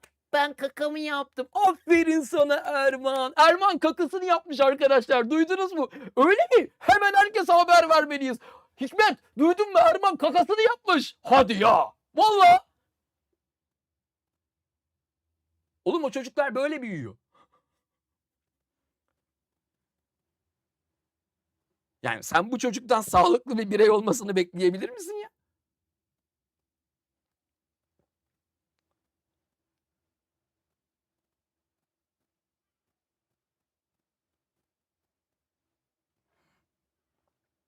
Beni herhalde lise arkadaşı sanan bazı arkadaşlar var.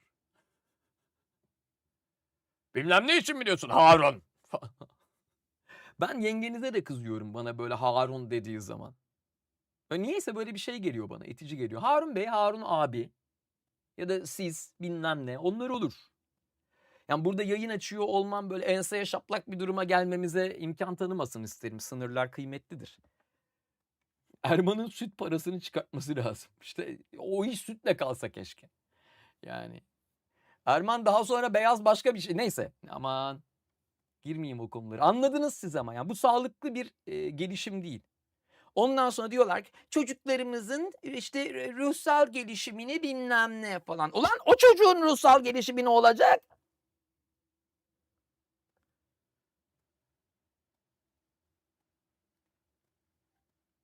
Bu arada bir şey diyeceğim. Bu Netflix'teki içeriklere sansür getirilmesine yönelik konuşan herkesin biraz da olsa aptal olduğunu düşünüyorum. Çünkü para verip satın aldığınız platformun özelliklerini bir zahmet o oradaki settings, ayarlar kısmına girin bir bakın orada ne var. Orada mesela içerik filtreleme seçenekleri var. Yani eğer isterseniz kimsenin sevişmediği bir dünyayı izleyebilirsiniz. Öyle bir şansınız var. Yani siz satın aldığınız platformun ayarlarını çözemeyecek kadar geri zekalı bir birey olduğunuz için hepimizin sansüre uğramasına gerek yok. Onu söylemeye çalışıyorum.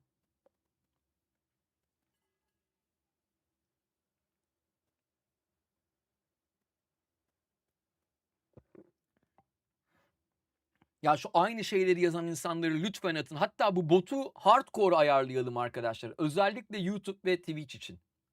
Yani biri yarım saat içinde bir şeyi 2 kere yazarsa direkt çaksın bot. Sonsuza kadar yok etsin onu yani kanalda. Vallahi çok gereksiz ya.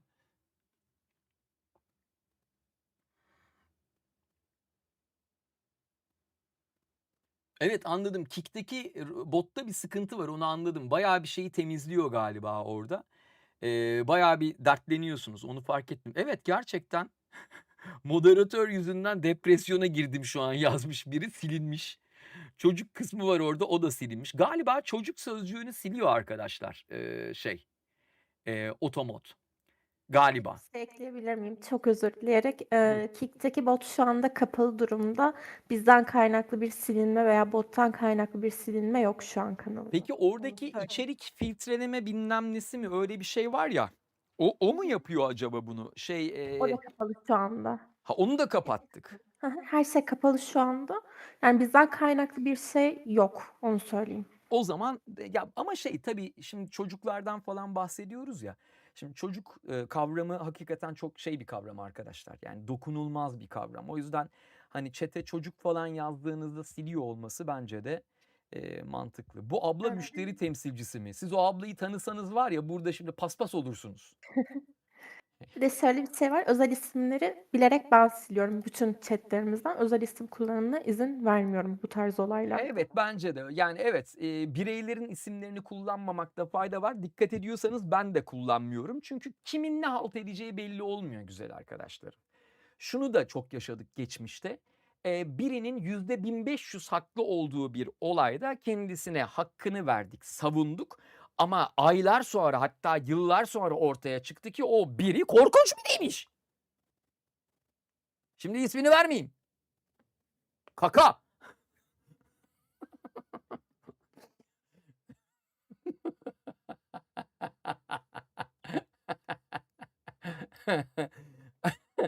Ya bu kaka çok güzel bir sözcük ya. Yani yerinde kullandığın zaman şiir gibi gerçekten. Muhteşem, muhteşem. İsmiyle müsemma derler ya. Tabii şimdi bu müsemma sözcüğünü aramızda bilen kaç kişi var onu da bilmiyorum.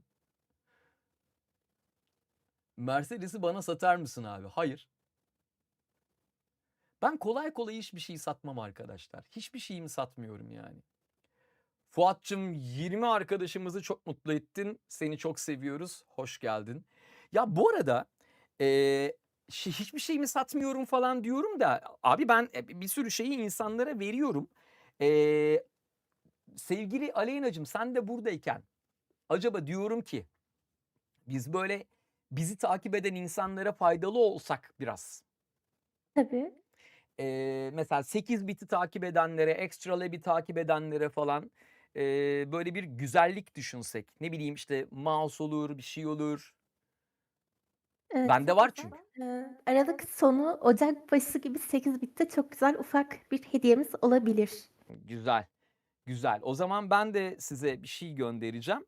Onu da lütfen böyle güzel bir kardeşimize, böyle ihtiyacı olan bir cici bir kardeşimizi bulun. Lütfen ona ulaştırın.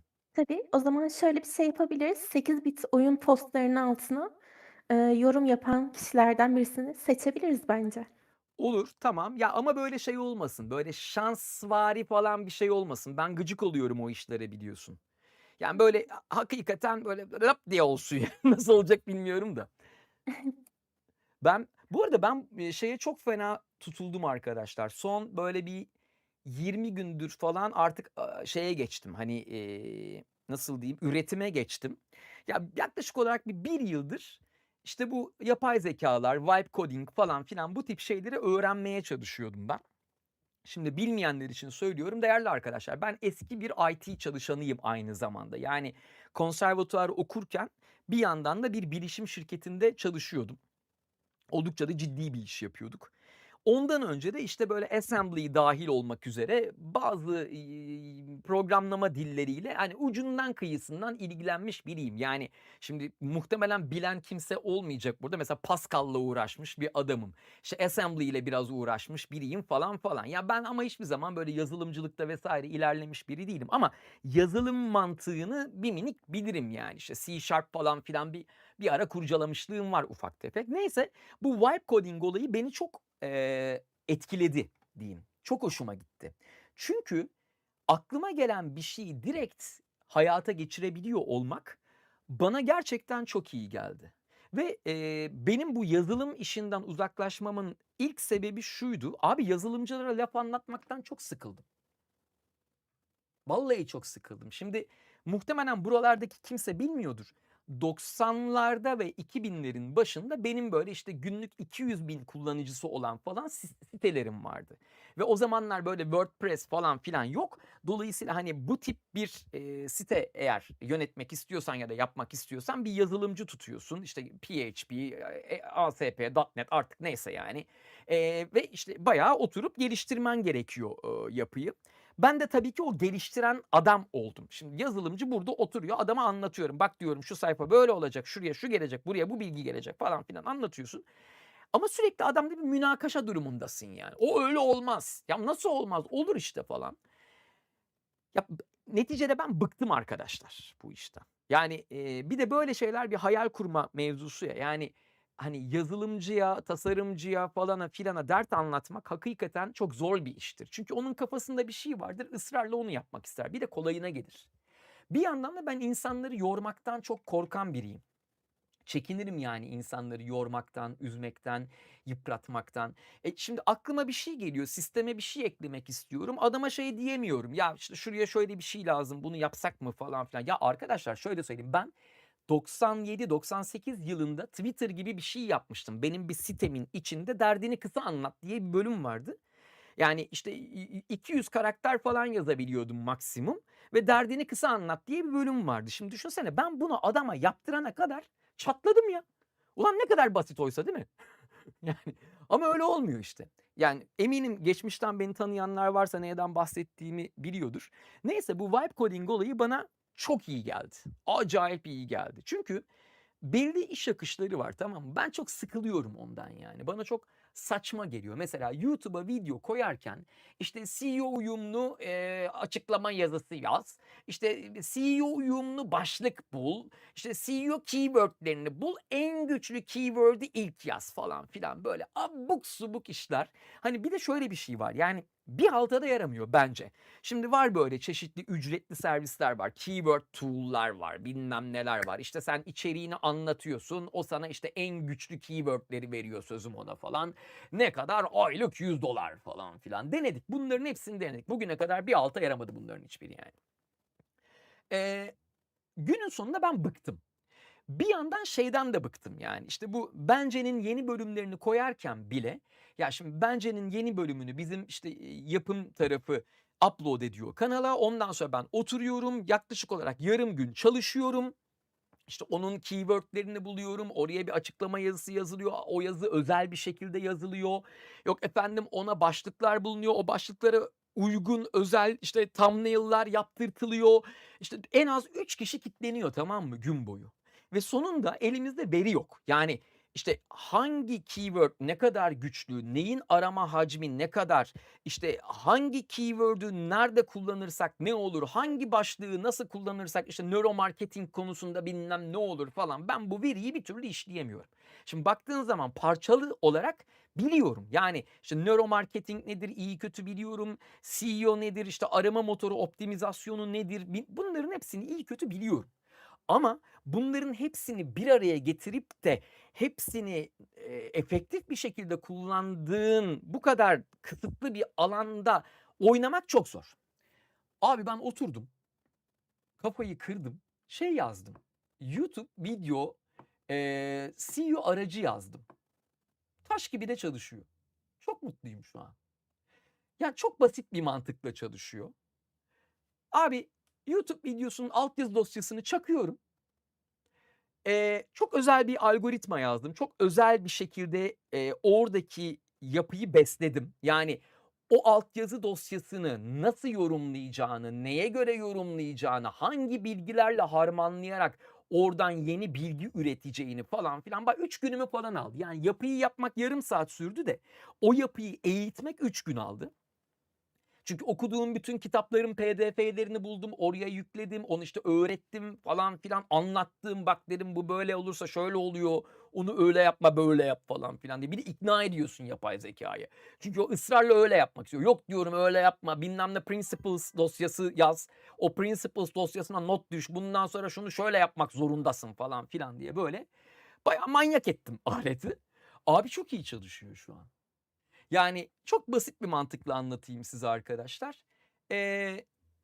Videonun altyazı dosyasını çakıyorsun. Sana arama işte cümlelerini veriyor. İşte videonun bölümlerini çıkartıyor. Videoda hangi bölümde hangi konudan konuşulmuş falan filan bunları çıkartıyor. Bu çıkarttığı bölümlere SEO keywordlerinden oluşan açıklamalar yazıyor.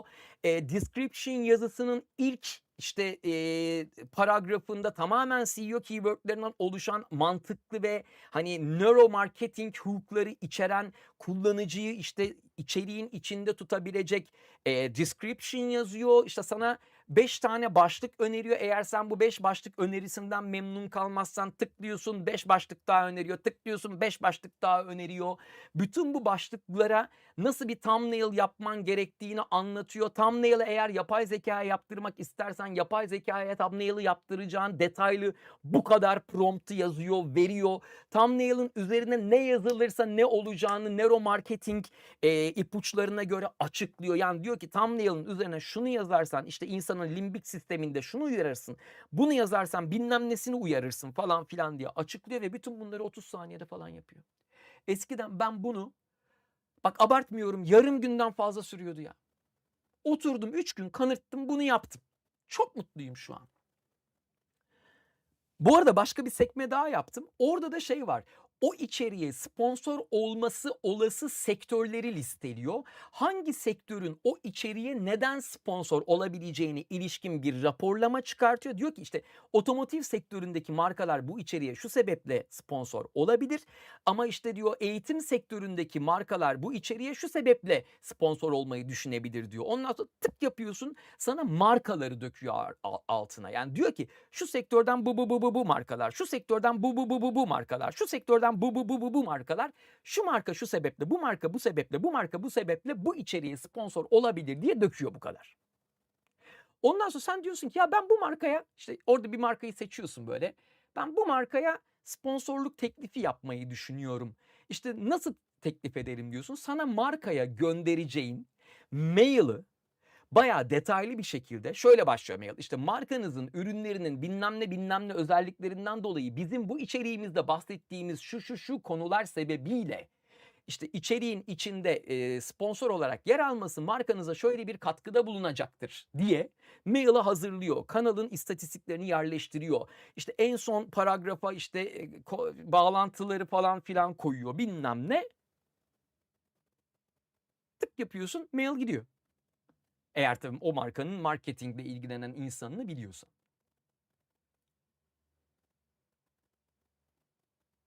Şimdi böyle bir şey yaptım. Çok da hoşuma gitti. Ya çok hoşuma gitti. Bu arada bir yandan tabii böyle yapıyorum, bozuyorum bilmem ne.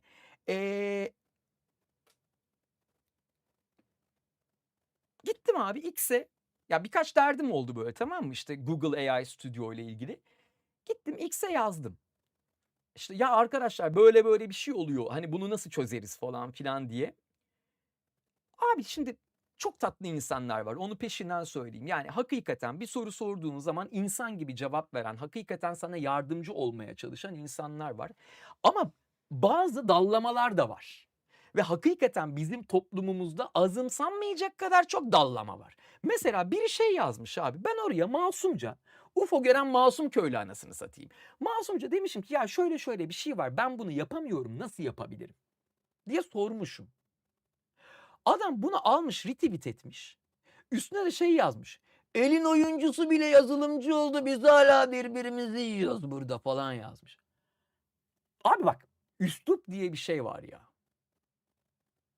Üslup. Bak çok önemli. Üslup. Yani kim olduğunun önemi yok. Kim olduğumun önemi yok.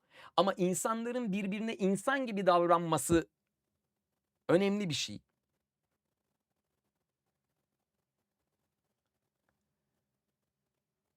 Ben de adamı engelledim. Muhtemelen alınmıştır yani.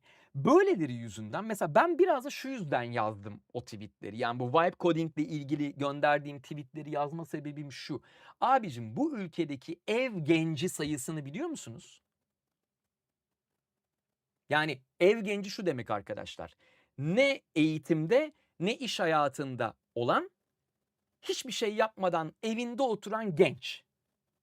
Ülkemizde kaç ev genci var biliyor musunuz?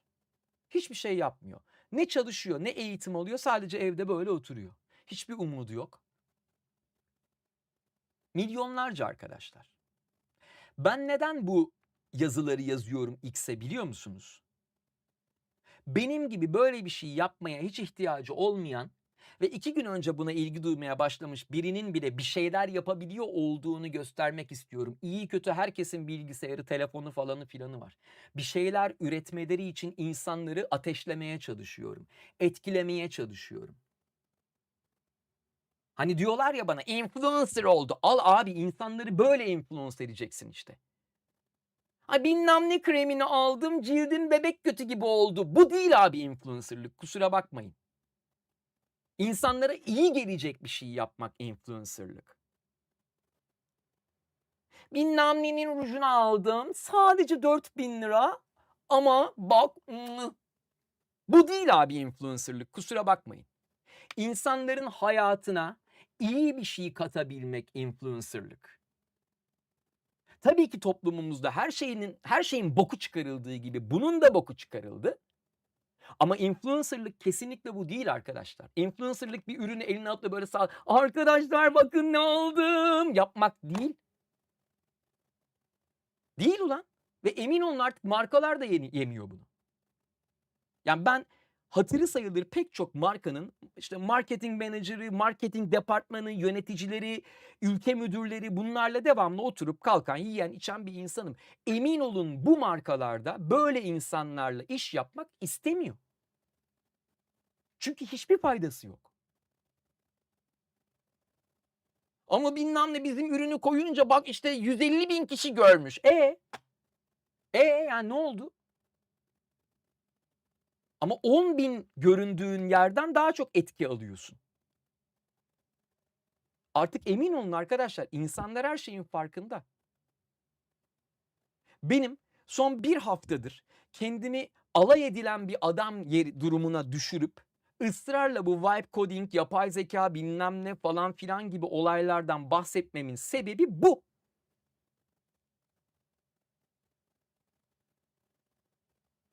Çünkü evinde umutsuz bir şekilde oturup kendini gayet yetersiz, bir şey yapamayacak halde gören kardeşime böyle bir kıvılcım çaksak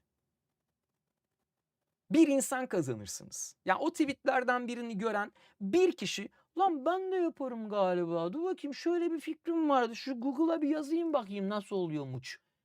Bunu yapsın, bana yeter. Bunu yapsın, bana yeter yani. Siz insanların umutsuzluğunu çok küçümsüyorsunuz. Herkesi kendi gibi sanan insanlar var ortalıkta. Geçen yayında çitilemiştim. Hani bir abla vardı ya, gerekirse simit yeriz, soğan yeriz, yine de bu zamanları aşacağız. Hadi git ye. Hadi git simitle beslen, hadi. Koş. Kolay geliyor abi. Hayatında yokluk görmemiş insanlar, hayatında umutsuzluk görmemiş insanlar için umutsuz insanların adına karar vermek kolay görünüyor.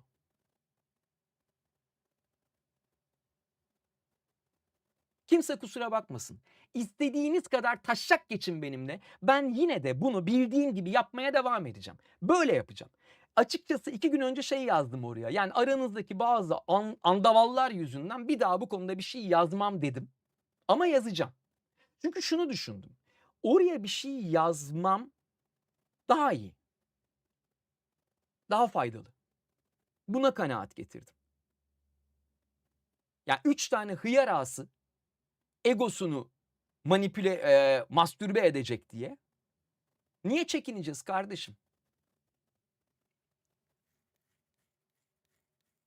Hepinize de tavsiye ediyorum arkadaşlar. Ben acayip mutluyum yani. Yani şu anda mesela bu vibe coding, ya bu arada pencereyi açıyorum, soğuk oluyor, kapatıyorum, terliyorum. Yani bunu da bir türlü çözemedik. Ama bu odaya klima da olmuyor. Neyse biraz daha açayım. Şu arkadaki ışıklar ısınıyor. Bunları benim ledle değiştirmem lazım. Şu gördüğünüz yıldız gibi olan şeyler gerçekten yıldız ısısında yanıyor. Yani o ışıklar çok sıcak. Onlar çünkü bildiğiniz filamentli ampul. Ve yani odayı deli gibi ısıtıyor şu anda. Vasistas açılmıyor mu pencere? Yok canım ya, açılmıyor. Açılmıyor. Açılmıyor. Vallahi açılmıyor bebeğim ya. Aranızda pimapenci varsa gelsin yapsın. Şunu da şeyi kırıldı. Bu menteşesi var ya pencerenin, o kırılmış, onu da hiç açamıyorum ya. 2 tane pencere var, birini açabiliyorum. Ötekini açtım mı kapatamıyorum çünkü. Geçen yayında gördünüz. Yukarıdan açılıyorsa öyle aç abi. Canım benim, işte yukarıdan açılmıyor. Ama iyi fikir bak, yukarıdan o sonradan yapılabiliyor mu? Şu hani işte pimapenler yukarıdan açılıyor ya, bu pencereler. O sonradan takılabilen bir şey mi? Yoksa yapılırken öyle yapılması mı gerekiyor? İçerik üretmekle zerre alakam olmadığı için gram umurumda olmadı ama yüzündeki mutluluğu ve keyfi görünce bir heyecanlandım açıkçası. Teşekkür ederim. Ya şimdi şunu anlatmaya çalışıyorum arkadaşlar. Bakın, hepimizin hayatta uğraşmaktan sıkıldığı şeyler var. Yani bunları otomatize edebiliriz.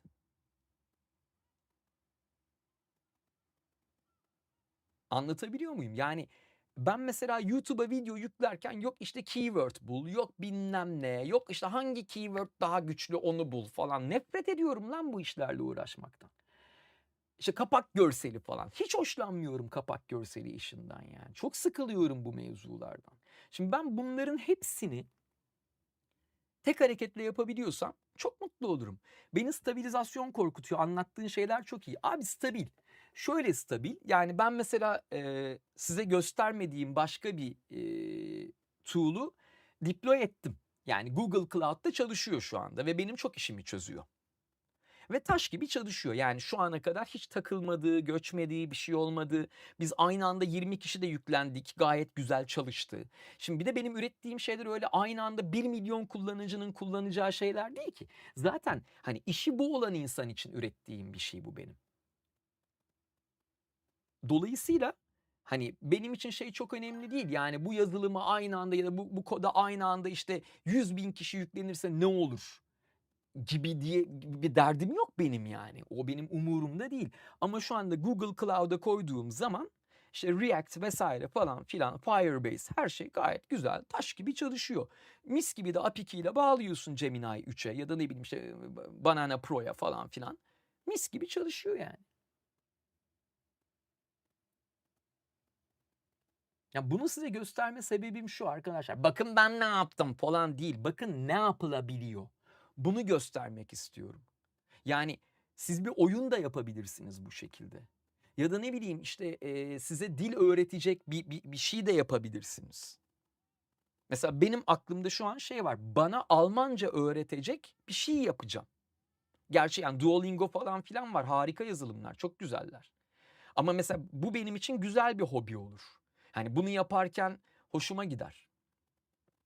Stabilizasyon için daha fazla data lazım ama kanaatimce stabilizasyon belli bir değerde olması lazım. Yoksa içinde sihir ne olabilecek işleri kaçırabilirsin. Çok mantık mucizeyi öldürebilir. Şöyle zaten bu belli başlı işleri yapmak için bir de dediğim gibi bu final bir çıktı vermiyor arkadaşlar. Zaten şimdi şöyle bir şey var. Biz doğaçlama yapan insanlarız. Yani ben bir sinema filmini seslendirirken bile o senaryoyu okumuyorum yani. Haliyle buradaki bir ana çatı çıkartması benim için çok önemli. Ana çatı çıktıktan sonra gerisi problem değil. Ben zaten işin doğaçlaması sırasında bunu hallederim. O hiç problem değil. Anlatabiliyor muyum derdimi?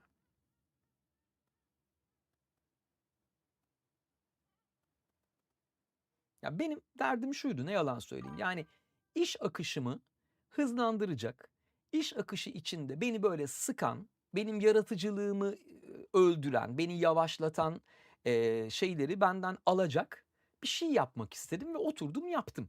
Evet, GitHub hesabım var. Ama yani bir şey yayınlamadım oradan şu ana kadar. GitHub hesabım var, evet. Haruncan Media olarak takip edebilirsiniz. GitHub'tan bir şey yayınlarsam haberiniz olur. Yani oradan takip etmeniz neye yarıyor onu da bilmiyorum da hani sordunuz diye söylüyorum. Yani böyle bir kafa. Ya benim sizinle bunu paylaşma sebebim şu arkadaşlar. Bakın ne yapılabiliyor. Bakın neler çözülebiliyor.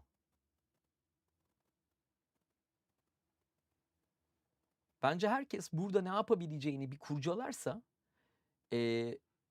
ortaya çok güzel şeyler çıkabilir diye düşünüyorum. Ve iş çok kolaylaşmış yani. Hani bir yapıyı burada ürettiğin ve tamam bu stabil çalışıyor dediğin anda 2 tıkla Google Cloud'a atıyorsun. Yani Google reklamı gibi oldu ama hayır abi benim Google abone şeyim bile yok. Yani o AI Ultra aboneliğim falan yok benim yani. Alacağım muhtemelen bu hafta. Sevdim çünkü bu işi. Mesela benim kafamda şu an şöyle bir şey var.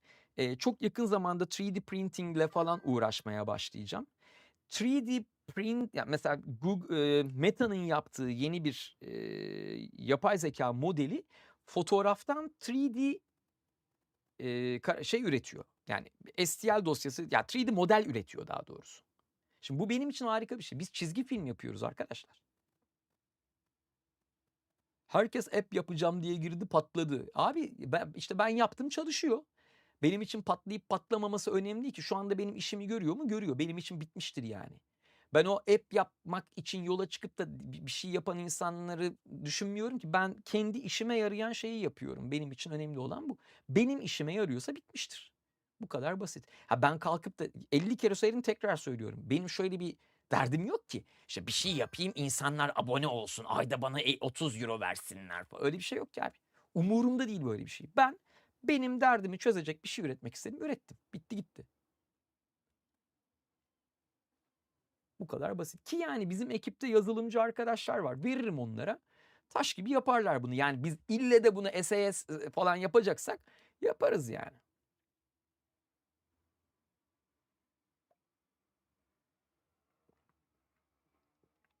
Bence bu muhteşem bir şey arkadaşlar. Yani hani kafanızda kurduğunuz bir hayali ya da ne bileyim aklınıza gelen bir fikri yarım saat içinde böyle ortaya çıkartabiliyor olmak muhteşem bir şey. Bence bu fırsatı hepiniz değerlendirin. Yani şu mantıkla hareket ederseniz çok kaybedersiniz yani. Hani millet hep yapacağım diye çıktı patladı falan. Nedir yani? Patlasın abi. Patlaya patlaya patlamamayı öğrenirsin. Düşe düşe koşmayı öğrenen insan var yani. Hani nedir yani? Hani hep yaptın patladı. Yani ne oldu? Ne kaybettin? Dün yoktu o. Bugün var. En azından neyi nasıl yapmayacağını öğrenmiş oldun yani. Ben anlamıyorum bu mantığı. Yani bir şey anlattığın zaman muhakkak olumsuz bir yerden bir veriyle yaklaşan ve işte o şöyle olmaz hocam falan filan. Ben anlamıyorum yani. Yap, gör.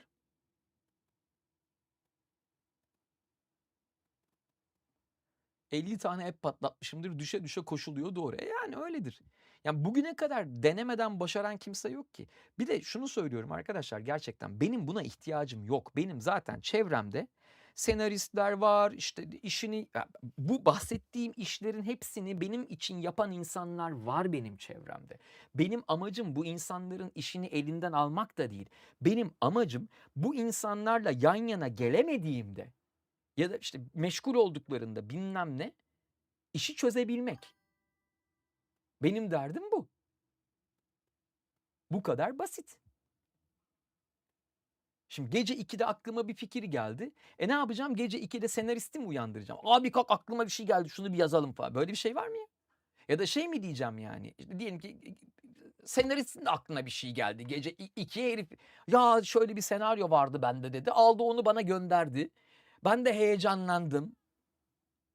Storyboard artistimi arayacağım. Abi bir şey vardı, bir kalksana şunları bir 500 kare çizsene bize falan. Öyle bir şey var mı ya? Bu tip araçlar bu işe yarar.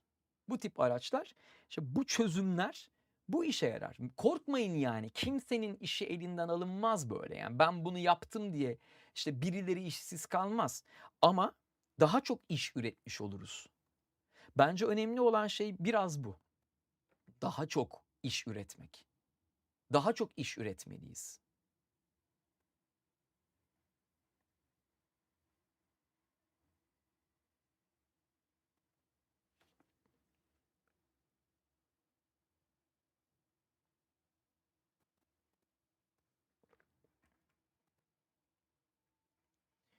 Selam, yayın kaydı duracak mı? Yeni geldim de yarın bakacağım, uyuyacağım şimdi. Durur. Yayın kaydını genelde kaldırmıyoruz arkadaşlar. Yani böyle yayında çok özel bir durum olmadıkça yayın kaydını kaldırmıyoruz.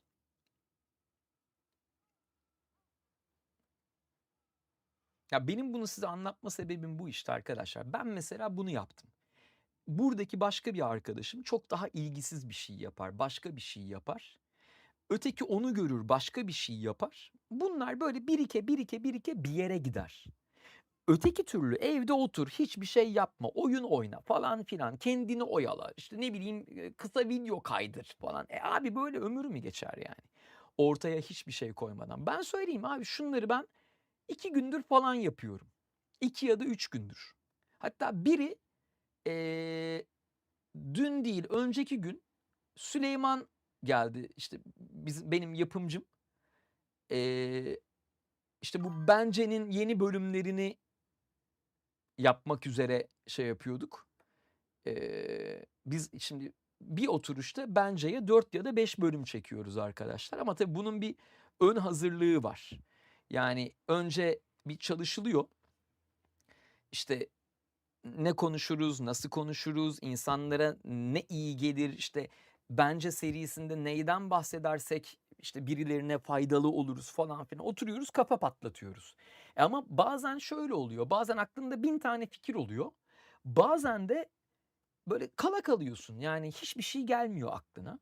Geldi işte pazar günü müydü? Yok, pazar günü değil. Çarşamba ya da perşembe günüydü. Süleyman geldi, böyle oturuyoruz. Abi işte yeni bölümlerde ne çekelim, nerede çekelim falan filan. Onu konuşuyoruz. Ulan aklıma hiçbir şey gelmiyor. Biraz da yorgunum böyle. Onun da çok gelmiyor gördüğüm kadarıyla. Yani bir iki fikir attı ortaya, şimdi yalan olmasın ama Bu arada iyi fikirlerdi. Yani onları ya öyle bir noktadayız ki ikimiz de o kadar yorgunuz ki hani aklımıza gelen fikri işleyecek kadar bile kafamız çalışmıyor yani. Öyle bir haldeyiz. Abi bak oturdum. Yani yarım saat içinde aklımıza gelen fikirlerin altına böyle bir diyagram biçiminde o fikrin nerelere gelişebileceğine ilişkin bize böyle sınırsız bir yol haritası çıkartan bir şey hazırladım. Yapay zekayla. Ya yarım saat sonra falan mevzuyu çözmüştük. Basitçe söyleyeyim şöyle çalışıyor. Bugüne kadar bence için çektiğimiz bütün videoların altyazı dosyalarını alıyorsun, veriyorsun ona. Bugüne kadar Bence'nin yayınlanmış olan bütün bölümlerin altına gelmiş olan yorumların hepsini, çünkü o yorumlarda bir sürü bilgi var. İnsanlar abi şundan da bahsetsene diyor. İşte bundan da konuşsana abi diyor. İşte şundan bahsetmişsin bana çok iyi geldi abi diyor. Şimdi bu çok önemli bir şey. İnsanların neyden hoşlandığı, onlara neyin iyi geldiği. Şimdi bir videonun altında 700 tane yorum var arkadaşlar. Ben hepsini okuyorum ama hani böyle oturup da bir şey yazayım. Hadi bakalım işte yeni bölümü tasarlayalım dediğinde oradaki 700 yorumun 700'ünü birden hatırlayamıyorsun ki. Olmuyor yani. Abi oturdum şöyle çok basit bir şey yaptım. Altyazılarla yorumları video text dosyası olarak kaydediyorsun. Kaydettiğin dosyaları yapay zeka eşliyor. Yani hangi yorumlar hangi videoya gelmiş, hangi yorum hangi videonun hangi söylemine, hangi konusuna, hangi işte ifadesine ilişkin gelmiş, hangi yorum olumlu, hangi yorum olumsuz, hangi yorumlar daha çok like edilmiş, daha çok cevap almış, hangi yorumlar aslında pek de ilgi görmemiş, bizim dediğimiz neler insanların hoşuna gitmiş, neler gitmemiş, neler eksik kalmış. Mesela şey diyen çocuk var. Abi şundan bahsettin ama ondan bahsederken şundan bahsetmedin demiş. Haklı. Biz orada unutmuşuz onu. Aklımıza gelmemiş yani. Ama çocuk bunu oraya yorum olarak yazmış da ben yeni bölümü üretirken aklıma gelmiyor ki o. Şimdi ben günde bana Instagram'dan gelen mesajları okuyorum. Yazılan yorumları okuyorum. YouTube'dan gelen yorumları okuyorum. TikTok'ta 200 küsür bin takipçi var. Onların yazdığı şeyleri okuyorum. Ulan benim beynim pelte oldu. Bir yandan dublaj yapıyorum. Günde yaklaşık olarak 350-400 sayfa yazı okuyorum hatasız bir şekilde. Haliyle beynim artık bulaşık süngeri gibi oluyor yani bir saat sonra. Dream Theater veya Opeth dinler misin sayın kaliteli insan? Canım benim çok teşekkür ederim. Ayrıca yayına verdiğin katkı için de teşekkür ederim. Tabii ki dinleriz. Çok da severiz. Neyse yani oturdum abi. Bak Süleyman'la birer kahve içerken. Abi bir dakika dedim ben bir şey yapacağım böyle çık çık çık çık çık çık çık. Ne yapıyorsun abi falan diyor. Böyle bir saniye diyorum. Sen bu arada şu yorumların bir şey yapsana dedim böyle yorumları kaydetsene. O da ChatGPT'ye yorumları böyle toplayan bir şey yapmış. Basit bir araç yazmış. Böyle işte şeyden çalışıyor. Command prompt'tan falan çalışıyor. O yorumları seyrederken ben böyle şeyi hazırladım. Naneyi hazırladım yani hani analiz aracını hazırladım. 10 dakika sonra şunu yapıyorduk. Mesela dalga geçmeye başladık. Şimdi şunu yapıyoruz. Bence'nin yeni bölümünde konuşursak iyi olacağını düşündüğümüz 2-3 kelimeyi yazıyoruz. Tool bize bir rapor çıkartıyor. Bu raporda işte ne şekilde konuşursak CEO bizi işte algoritma bizi daha iyi görür. Ne şekilde konuşursak kullanıcıya daha yararlı oluruz, insanlara iyi geliriz. İşte başlıklar ne olmalı? 20-25 başlık önerisi yapıyor. O Bence'nin yeni bölümünde bana sorulmasının doğru olduğuna inandığı soruları ve bu soruların nöromarketingdeki karşılıklarını yani soruyu şu şekilde sorarsan nöromarketingde böyle bir ifadesi olur. Böyle sorarsan şöyle bir ifadesi olur falan filan bunların hepsini analiz edip çıkartıyor. Ve bunu bize bir rapor olarak sunuyor. Onun raporu şurada bir yerde varsa dur bakayım size göstermeye çalışayım. Galiba Süleyman'a göndermiştim ben onu ya. Nerede o? Bakayım. Ya bakın bunları ben sizinle böyle hani gönül rahatlığıyla paylaşıyorum. Sebebi şu arkadaşlar, yapın. Yapın. Bak buldum bir tanesini. Dur bakalım ne yapmışız. Eleştirilme korkusu üzerine bir bölüm yapmaya karar vermişiz. Mesela onun yapım taslağı Ö, E.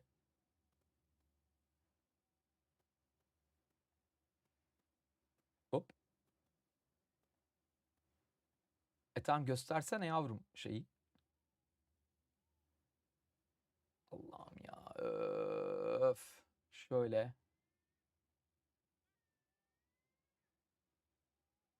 Abi sorunun ne senin ya? Aa, gitti bayağı. Ha, tabii şu. Okey. Tamam çözdük mevzuyu. Şu. Bakın arkadaşlar bu Bence'nin yeni bölümünde ne çekeceğimiz ve bunu nasıl ele alacağımıza ilişkin bir rapor. Arkadaş ne yaptın? Çok teşekkür ederim. Herhalde yayın tarihinin en yüksek super chat'i geldi. Çok teşekkür ederim. Bunu ben şimdi olduğu gibi Google AI Ultra'ya basacağım. Çünkü bu app'lerin hepsini geliştirmek ve açmak istiyorum. Çok teşekkür ederim. Ne yazmış? Jaycen Kratos. Güzel isimmiş. Abicim çocukluğumdan beri sana hayranlık duyuyorum. Kaç yaşına geldim hala en sevdiğim dizi Adventure Time. Ben şahsen şu an çocukluk hayalim olan seninle herhangi bir şekilde etkileşime geçmeyi yapıyorum. Bunu bağış olarak değil size gösterdiğim saygı olarak kabul ederseniz çok mutlu olurum. Saygılar canım benim. Çok teşekkür ederim. İyi ki varsınız. Vallahi şaşırttınız. Ben beklemiyordum. Utandırdınız da şu an kızaracağım bir minik galiba. Evet kızaracağım galiba. Allah'ım. Evet şu an çok teşekkür ederim. Teşekkür ederim. Arkadaşlar bir böyle alkış kalp alabilir miyiz ya? Valla adam şu an yayın tarihimizin rekorunu kırdı yani. Adam ya da kadın yani. Çok teşekkür. Ama Kratos yani adam. Yani gayet adam yani. Bravo abi gerçekten muazzamsın. Yayın tarihimizin bayağı en böyle açık ara en üstüne yerleştirdin şu an durumu. Neyse neyi anlatıyordum? Size Bence'nin yeni bölümünün planı ile ilgili bir şey gösteriyordum. Bakın bunları size gösterme sebebim arkadaşlar. Kendi işiniz için neler yapabileceğinizi görmenizi istiyorum ve bu konuda bu teknolojileri kurcalamanızı rica ediyorum. Yani işte çevrenizde biliyorum ya oğlum yaptıkları şeyler de bir alta benzemiyor falan filan diye konuşan insanlar olabilir. Onlara takılmayın. Bakın gerçekten bir şey üretin, deneyin. Kötü olsun, bir sonrakinde daha iyisini yaparsınız. Jaycan Kratos çok teşekkür ederiz. Bu yüzden gösteriyorum. Şimdi gelin bakın nasıl bir şey yaptık. Şimdi biz her zaman çekimden önce bayağı bir şey yaparız. Planlarız. Özellikle Bence serisi bizim için çok kıymetli. Çünkü biz orada genç insanlara iyi gelecek bir şey yaptığımızı düşünüyoruz. En azından bizim içimizden öyle geçiyor yani. Dolayısıyla bakın burada yargılanma korkusunu ele alacakmışım ben bu bölümlerden birinde. Yargılanma korkusunu ben giriş yapmışım. Yani ben konuyu belirlemişim. Bence'nin yeni bölümünde yargılanma korkusunu ele alacağım demişim. Ondan sonra da bunun üzerine bir raporlama yaptırmışım. Psikolojik tema, spotlight effect, sahne ışığı etkisi, social rejection sensitivity, sosyal reddedilme hassasiyeti. Yani bölümü bunun üzerine kuracakmışız. Bunun üzerine kurmaya karar vermişim. Tamam mı? Tool'u bu şekilde çalışmaya zorlamışım. Şimdi burada bakın bir açılış cümlesi gibi bir şey yazdık. O fotoğrafı paylaşmadan önce kaç kişiye soruyorsun? O yorumu yazarken acaba saçma mı olur diye kaç kere siliyorsun? Abi sen kendi hayatının başrolü müsün yoksa el alemin yazdığı senaryoda figüran mısın? Bugün o sahne ışıklarını patlatıyoruz, gel yamacıma falan filan. Şimdi beni biliyorsunuz, ben zaten full doğaçlama konuşan bir adamım. Benim böyle metinli konuşmam falan yok ama bunu mesela buraya yazdım bu sefer. Çünkü lazım abi. Artık daha görmemiz lazım işi. Burada bizim yine keywordlerimiz, yani bence serisinde kullanacağımız keywordler var. Burada yine işte thumbnail ile ilgili veriler var ama bizim thumbnail'larımız belli. Biz hep aynı thumbnail'ı kullanıyoruz. Burada içeriğin duygusal uyarımına ilişkin bir rapor var. Bu versiyonda görünmüyor ama şurada bir grafik var. Burada yine işte bir sponsorluk falan filan gibi konularla ilgili bir şeyler var. Şurada sorular var. Yani bana sorulacak olan ya da sorulması iyi olacak olan sorular var. Şurada eğer skeç yapmak istersek, ki bunlar çok kötü fikirler, yani ben başka bir şey yaparım. Burada yine kurguyla ilgili bir basit bir şablon var. Şimdi bakın, bu kullanılır bir şey değil. Ya biz bunları kullanmayız. Ama bunların varlığı işin içinde kendinizi kaybetmekten kurtarır sizi. Yani işin içindeyken bir yerlerde lan biz ne yapıyorduk lan, ya ulan çok karıştı bu iş falan dediğiniz yerde açar bir bakarsın, ha bak şöyle bir şey var, dur buradan yürüyelim dersin. Hani hep diyorlar ya böyle, aklına bir fikir geldiğinde yaz diye. İşte yazdığım şeyleri yaptım ben. Anlatabildim mi derdimi? Yani mevzu tamamen bunun üzerine çalışıyor arkadaşlar. Eğer AI'dan şunu beklerseniz çok beklersiniz. Sizin yaptığınız şeyleri sizin yerinize yapsın ve öylece kullanın. Üzgünüm, o çalışmaz. Ya o işte yalan olur. Demin bir arkadaş yazıp duruyordu ya, yaratıcılık bunun neresinde? Evet, işte o yaratıcılıktan çok uzak bir şey olur. Ama AI'yi yaratıcılığı destekleyecek bir biçimde kullanabilirsiniz. Bunu anlatmaya çalışıyorum.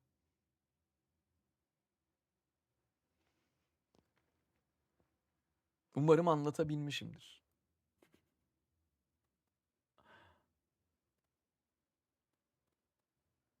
Kısacası bu AI konusuna lütfen bir özen gösterin, bir bakın. Yani nasıl olur, siz ne yaparsınız, ne üretirsiniz? Abi açın, kurcalayın ya. Hatta şimdi şey varmış, öğrencilere ücretsizmiş falan, 1 yıl boyunca ücretsiz gibi bir şey vardı. Özellikle Google'ın, ki yanılmıyorsam. Ya bence hemen yani yapıştırın gelsin arkadaşlar. Çünkü o kadar çok işe yarıyor ki. Ben sizin yerinizde olsam hiç düşünmem, yapıştırırım yani.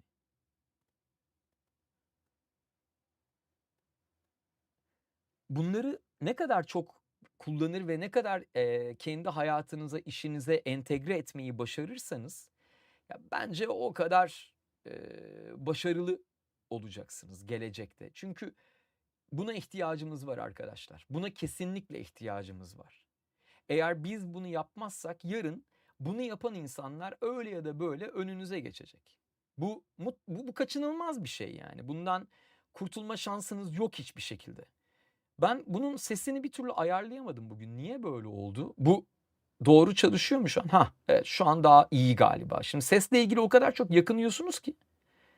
Haliyle beni bir ürküttünüz. İyi mi? Şu an daha iyi mi? Galiba 6 ya da 8 Aralık'a kadar arkadaşlar şey yapabiliyorsunuz. İşte ücretsiz olarak galiba 1 yıllık kullanabiliyormuşsunuz. Öyle bir şey duydum. Ama nedir ne değildir ona siz bakarsınız artık. Bence bu çok iyi bir durum. Yani çok iyi bir seçenek bu.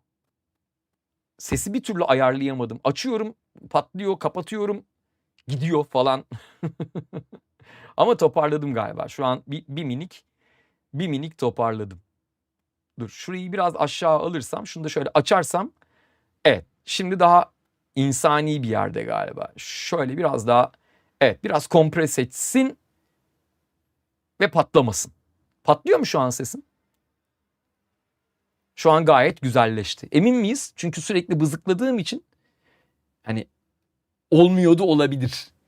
Bir patlıyordu olabilir yani. Ondan da bir çekinmiyor değilim.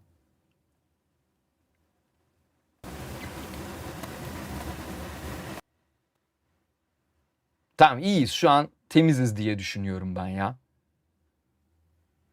Daha da netleşti ses, patlama yok. Tamam, şu an iyi miyiz? Dokunmuyorum. Eğer bu ayarlardan memnunsanız arkadaşlar. Dip ses geldi gitti. Evet, gelip gitmiştir. Çünkü orada upward'a geçtim. Upward'a geçince hali dip sesleri de böyle yavuşturuyor. Haliyle orada bir saçmalayabilir. Ama şu anda daha mantıklı bir yerde diye düşünüyorum. Buradaki compressor'la ben bir barışamadım. Benim umduğum kadar mantıklı çalışmıyor ne yazık ki. Öğrenci belgesi olan herkes arkadaşlar, şu Google AI Studio'nun bir yıl öğrencilere ücretsiz versiyonunu alsın. Şu anda yayını takip eden herkesten rica ediyorum.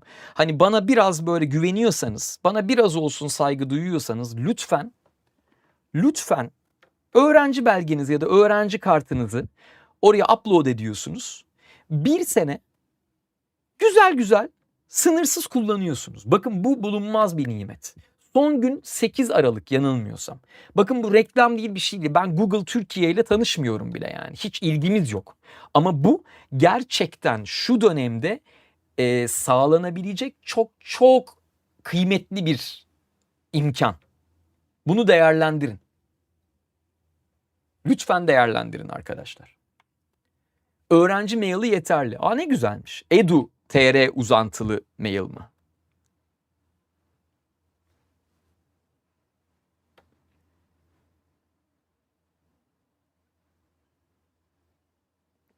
Süper. Lütfen şu anda arkadaşlar eğer hala yani bu imkanı kullanmadıysanız şu an hemen bunu kullanın. Çünkü bu fırsat bir daha gelmez yani. Onu net bir şekilde söyleyeyim size. En azından olayın mantığını öğrenmeniz bile sizi hayatta bambaşka bir yere taşıyabilir. Çok rica ediyorum. Kendinize bir iyilik yapın. Üşenmeyin. Bununla uğraşın. Şöyle düşünün. Benim gibi bir adam bile, ya ben abi iyi kötü hayatta hemen hemen istediğim her şeyi elde edebiliyorum. Tanrı'ya şükür. Nazar değmesin. Ya ben bile bununla bu kadar haşır neşir oluyorsam, yeni bir şeyler arıyorsam, düşünün siz neler yapabilirsiniz yani. İlkokullu küçük dostlarımız bile alabiliyor EBA ile girerek. Muhteşemmiş bak, muazzam bilgi. EBA'nın hesabı mı var? Yani EBA hesabınız mı var ilkokulda falan filan okuyan kardeşlerin? Süper. Süper.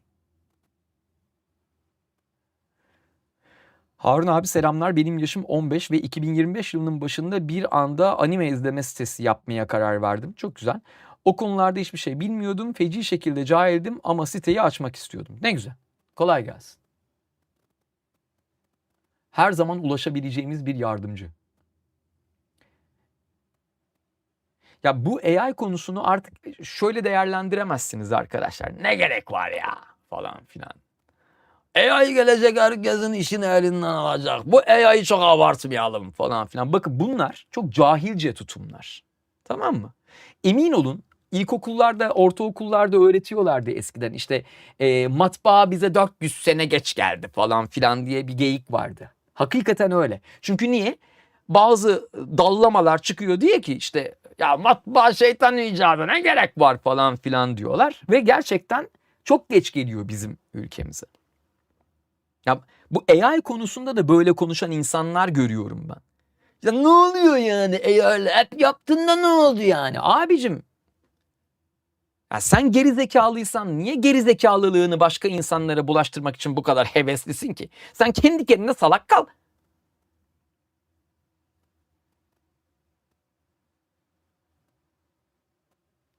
Öğrenmek zorundasınız arkadaşlar. Yani yarın içinde yaşayacağınız dünyayı şekillendirecek olan bir teknoloji bu. Öğrenmek zorundasınız. Kullanırsın, kullanmazsın. O sana kalmış. Ama yarın bir gün bir iş başvurusu yaptığında emin ol, bu AI modellerini falanı filanı efektif bir şekilde kullanmayı başaran biri senin önüne geçecek. Sen işsiz kalacaksın, oysa kariyerinde ilerleyecek. Eğer o gün ah benim aptal kafam diye kafanı taşlara vurmak istemiyorsan bugün bu olayı ciddiye alacaksın canım kardeşim. Canva Pro'yu bile 1 yıllık ücretsiz alabilirler küçük kardeşlerimiz. Oradan da AI ile birçok tasarım yapabilirler. Yine aynı şekilde EBA ile. Harikasınız ya, bunlar çok güzel bilgiler. Bakın ben size şunu söyleyeyim. Hani olayı ne kadar takip ediyorsunuz bilmiyorum. Burası yine soğuk oldu bu arada. Bu işte İK'cılar, insan kaynakları. Şimdi ben insan kaynakları işini çok iyi bilen bir adam değilim.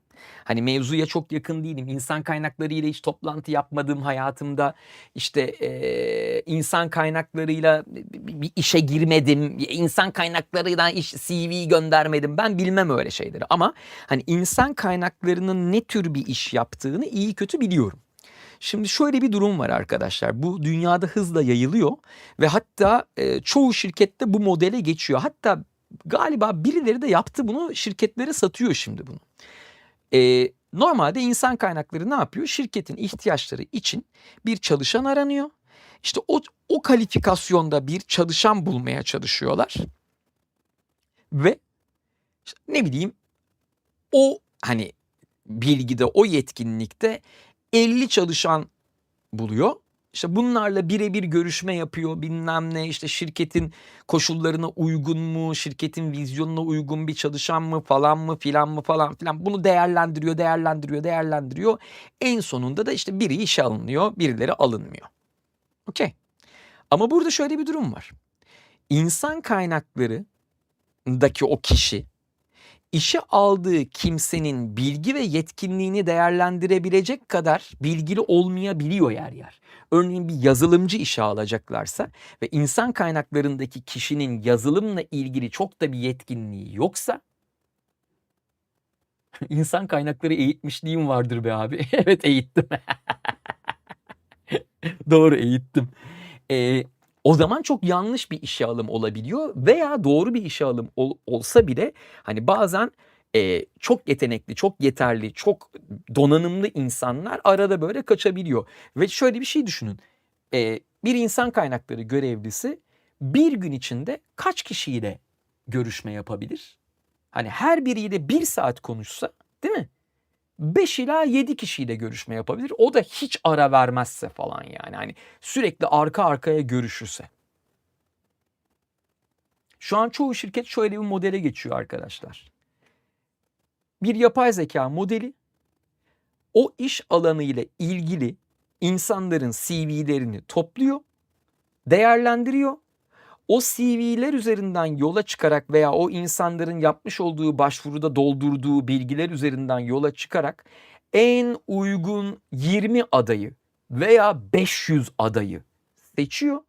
Bu 500 adayla aynı anda görüşme yapıyor. Her biriyle birebir görüşme yapıyor.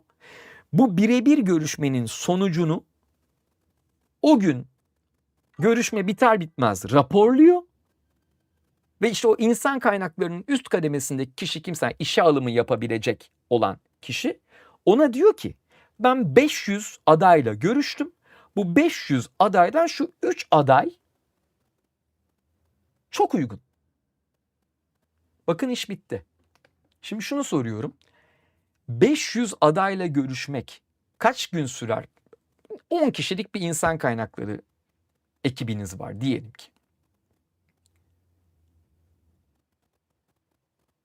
Kaç gün sürer?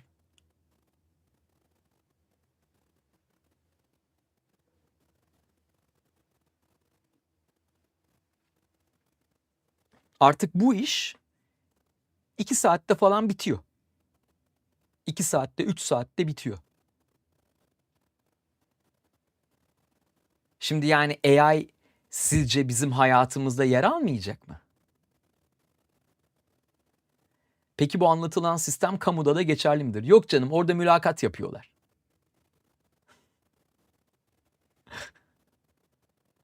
Ama bence geçerli olmalı. Yani mülakatta senin ne bileyim dudağının biçimini beğenmeyen biri yüzünden işe alınmama ihtimalini değerlendirmektense seni bir yapay zekanın değerlendirmesini tercih ederim ben. Bence sen de tercih edersin. Hepimiz tercih ederiz, değil mi?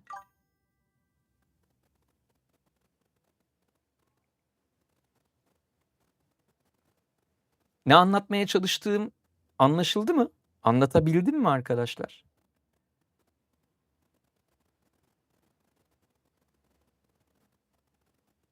Devlet mülakatına uzun saçla gittim. Sence elemişler midir abi? Sakalın var mıydı? Bence o daha önemli.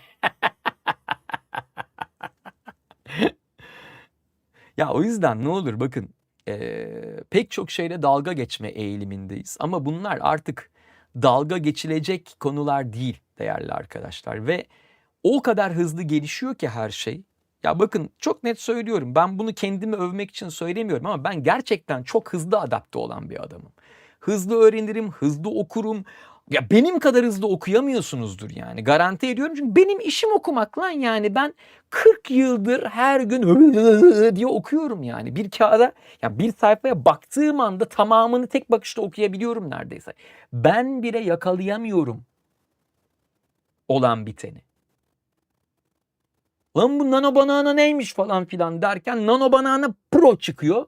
Maymun gibi bakıyorum falan diye yani. Ya bugün bu konuyla dalga geçen insanlara bakın. Treni kaçırmış insanlar onlar. Ve onlar gibi treni kaçıran başka insanlar da olsun da yalnız kalmasınlar diye bence bu kadar gazlıyorlar milleti. Ne yapay zekası abi ya falan. Abi göreceksin 2 sene sonra ne yapay zekası. Sen bugün Karadenizli müteahhidin inşaatında demir ustası olduğun için kendini şanslı sayıyor olabilirsin. AI benim işimi alamaz hocam.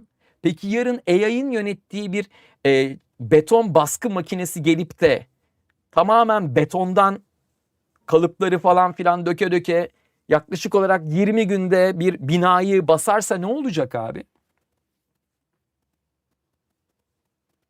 Var böyle şeyler. Oluyor.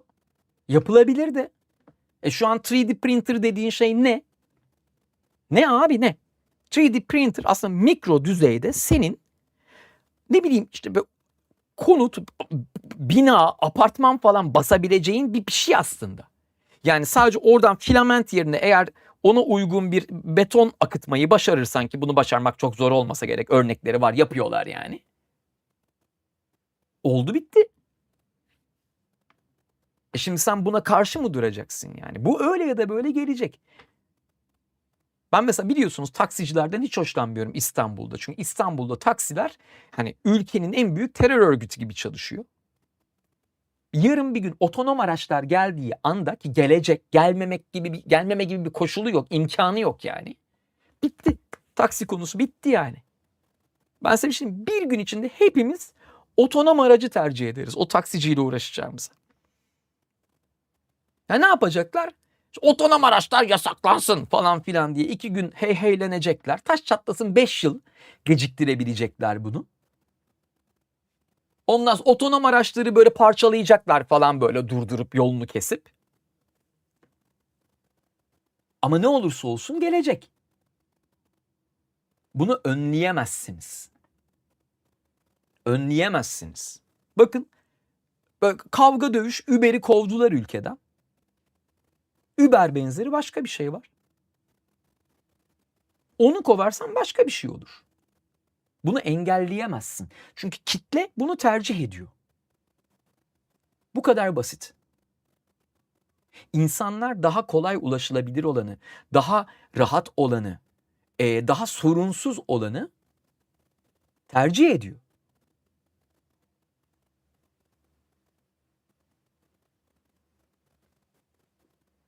Yani bu her iş kolu için, yani işte o İK'cılar için de geçerli.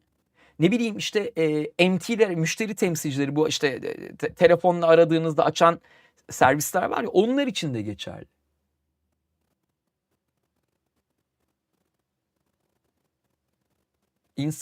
Bu yapay zeka insan kaynakları için çok yararlı olur mu? Olur. Olur. Yani şöyle söyleyeyim. Sizin günlerinizi verdiğiniz bir iş akışını hani yarım saatte falan çözebilir. Sevgiye zaman kalır yani.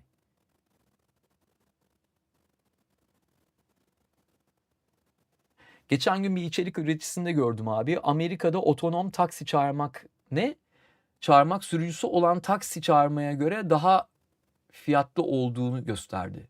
Tamam, anladım ben demek istediğim. Olabilir. Daha pahalı olabilir ama insanlar onu tercih ediyordur. Ya kaza yaparsa? Taksici yapmıyor mu?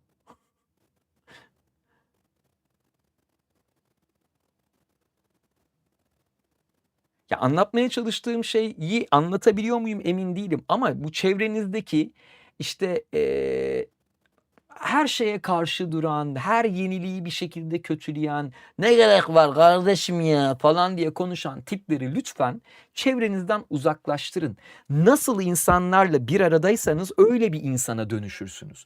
Bu insanların hiçbir şeye bir faydası yok. Her şeye karşılar, her şeye bir kulp takıyorlar ve günün sonunda hiçbir şey üretmiyorlar. Çok basit. Biri bir şeyden şikayet ediyorsa ortaya bir şey koymasını beklerim. Mesela ben demin size işte kendi araçlarımı gösterdim. Ben bu konularda şikayet ediyordum. Bu işlerden şikayet ediyordum. Bu iş böyle yapılmaz, bu iş böyle eksik oluyor, bu iş böyle kusurlu oluyor, bu iş böyle sıkıntılı oluyor falan falan falan konuşup duruyordum. Sonunda oturdum, kendi aracımı yaptım. Ya o işi çözen bir şey yaptım. Bu kadar.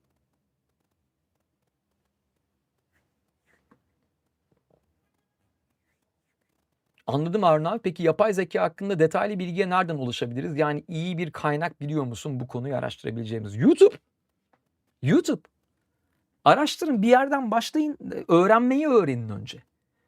Yani çok basit. Mesela bu yayını izlemeyin. Ben sizin yerinizde olsam bu yayını izlemem arkadaşlar. Beni izleyeceğinize şu anda yabancı kaynaklara bakın. İşte AI modelleri, agentlar, işte gemler falanlar filanlar, bunların hepsi hakkında eğitici, işte öğretici içerikler yayınlayan sayısız yayıncı var. Gidin izleyin abi. Beni izlemeyin. Beni izleyeceksiniz de ne olacak yani? Evet, Google Labs de harika. Ya atın şu aptalı ya.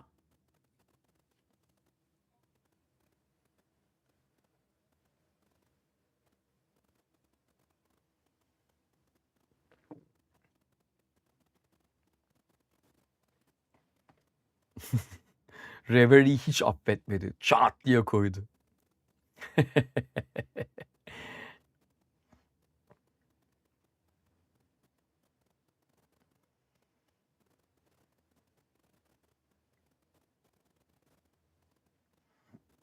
Abi ben seni izleyeceğim. Sen bilirsin, o senin tercihin. Ama bari dediğimi dinle güzel kardeşim. Mesela kaç yaşındasın? Abi ben seni izleyeceğim diyen kardeşim. Kaç yaşındasın?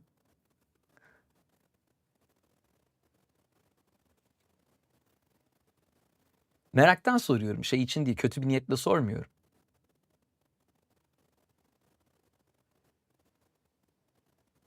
Ya neyse, muhtemelen öğrencisin sen. Bak demin konuştuk yayında, 27. Öğrencilik bitmiş de olabilir. Ama umarım bitmemiştir. Ya da senin edu-mail'in duruyorsa eğer, şu Google'ın Ultra'sına hemen git, bedava abone ol. Git kurcalamaya başla abi. Çok işine yarayacak bak. Çünkü her ihtiyacın altında bir ihtiyaç vardır. Çok doğru. İhtiyacın varsa üretirsin. Böyledir tabii ki yani. İnsan tekerleği de bu yüzden buldu yani. Jahreyn yayın açtı, ben kaçar. Selam söyleyin.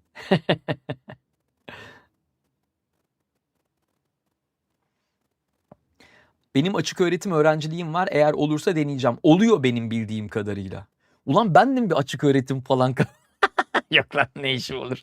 Veririz parasını alırız. Ama ben gerçekten burada arkadaşlar bu olayı çok takdir ediyorum. Yani bu inanılmaz bir imkan. Ve bence bunu niye diğer yapay zeka şirketleri yapmadı? Bunu da anlamıyorum. Gerçi tabii Google'ın gücü hemen hemen yani kimsede yoktur. Gerek maddi gerek manevi olarak. Manevi değil yani. Gerçi manevi de doğru çünkü daha köklü bir şirket. Dolayısıyla bence bu değerlendirilmeli.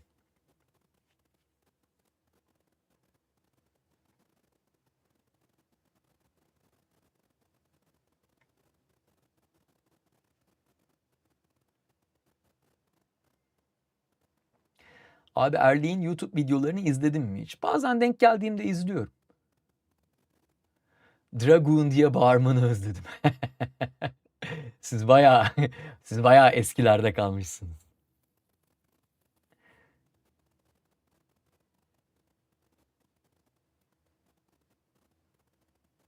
Abi Till Lindemann konserine gidecek misin? Gitmeyeceğim. Çünkü yani Ülker Sports Arena bence konser izlemek, konser dinlemek için çok kötü bir yer. Çünkü yani akustik anlamda korkunç bir salon orası yani. Korkunç. Yani Till Lindemann gibi high distortion bir müzik yapan bir sanatçının orada olması hakikaten akla zarar bir durum. Orada kan gövdeyi götürür. Kulaklarım kanar benim yani. Artı oraya ulaşım bir bela. Yani otopark konusu ayrı bir bela. O otoparktan konser bitince çıkmak bir bela. Ya ne yalan söyleyeyim abi Viyana'da orada burada izlerim daha kolay olur gibi geliyor bana. Yani o yüzden kuvvetle muhtemel gitmem. Gidersem de bilin ki bir arkadaşım arabayı kullanıyordur ve ben kulaklık açlarımı böyle dibine kadar bastıra bastıra takmışımdır yani.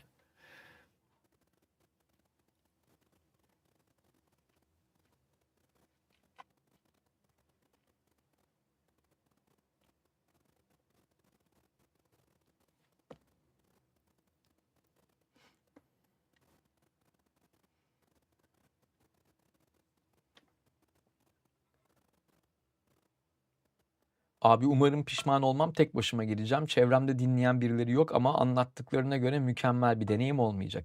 Yani Till Lindemann mükemmel bir deneyim. Onu ben size söyleyeyim. Adam muhteşem yani.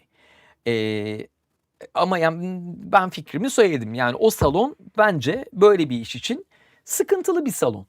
Ya o salondaki akustik durumu nasıl çözecekler? Hiç bilmiyorum. Ya umarım çözerler. Kolay gelsin. Ya ben objektif bir şekilde fikrimi söyleyeyim. Tabii ki takdir sizin arkadaşlar. Yani şu da olabilir. O gün o konseri izlersiniz. Ses harikadır. Dersiniz ki sen bir alttan anlamıyormuşsun. Peki okey olabilir. Ama ben deneyimlerim üzerinden konuşuyorum. Burnum kaşınıyor. Bir şey beni alerji yaptı.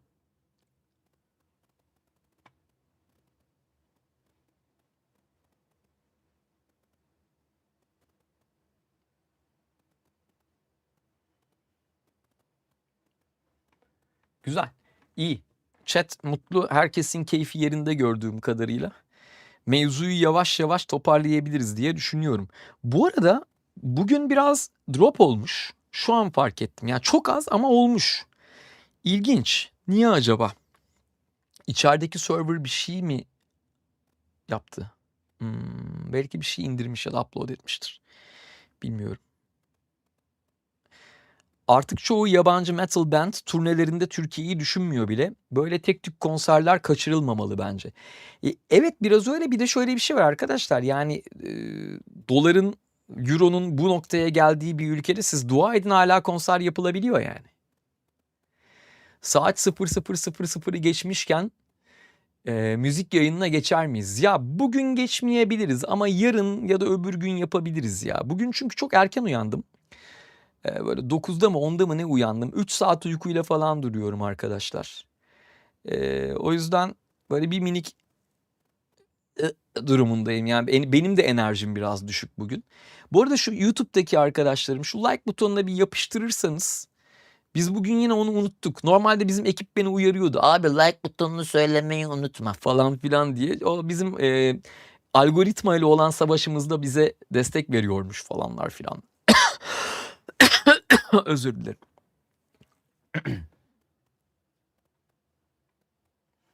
Ekran yakalama tipi değiştirdin ya abi o drop yapar genelde. Ha evet muhtemelen orada patladı. Haklısın. Doğru çünkü böyle fark ettim 866 frame gitmiş. Yani çok kısa bir süre. 866 frame yani birkaç saniye falan yani. Haklısınız muhtemelen orada. sorun oldu. Abi hayatında gittiğin en iyi konser hangisi? En iyisi buydu dediğin. Ya bir kere tartışmasız Sonisphere 2012. Tartışmasız yani. İşte Rammstein, Metallica, Iron Maiden, Slayer. Yani acayip bir işti o yani. Onun dışında Rammstein. Yani geçen sene değil önceki sene Budapeşte'de izlemiştim. Ufuk Rammstein Budapeşte'ye yine gelirse bir baksanıza siz. Önden haberiniz olur belki. Yine geleceğim. Ya Rammstein arkadaşlar. Yani ömrüm yettiğince Rammstein izlemek istiyorum. Ne yalan söyleyeyim. İnanılmaz bir şey. Ya gerçekten bir Rammstein konseri insanın hayatta görebileceği en sıra dışı konserlerden biri diyeyim. Abi Cilli 2099'u yayınlamak için platformla anlaşabildiniz mi? O konuda bir gelişme var mı? Benim bildiğim kadarıyla yok ama görüşülüyor.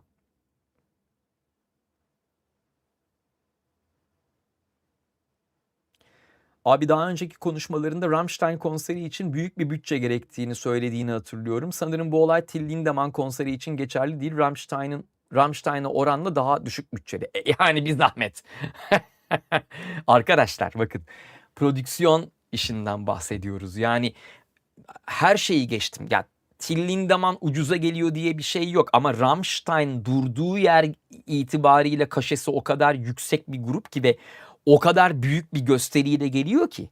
Yani şöyle bir durum var şimdi. Siz Rammstein konserini Ülker Sports Arena'da yapamazsınız. Ülker Sports Arena'nın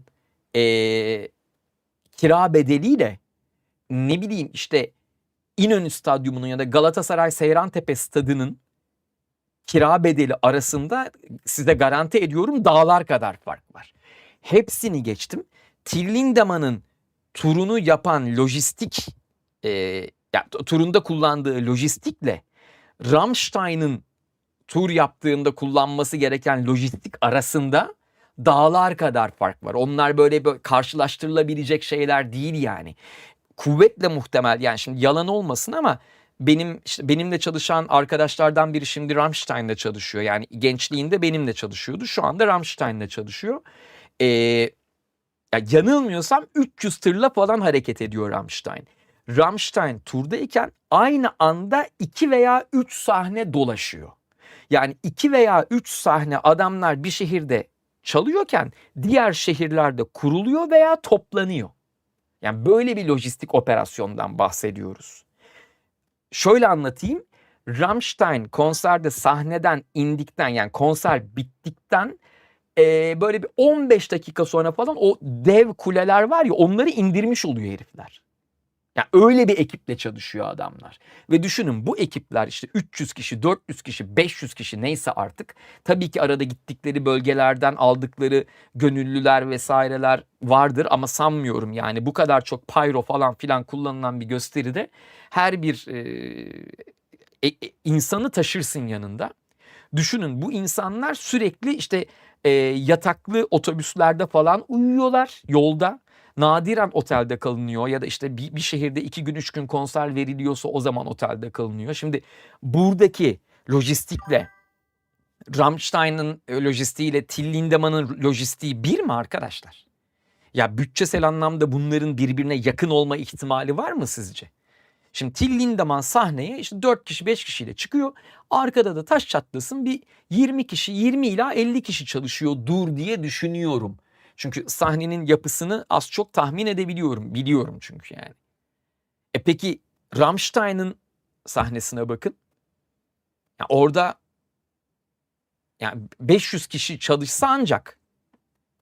Ya Rammstein sahnesinin kurulması için yanlış hatırlamıyorsam 3 ila 5 kule vinç getirilmesi gerekiyor.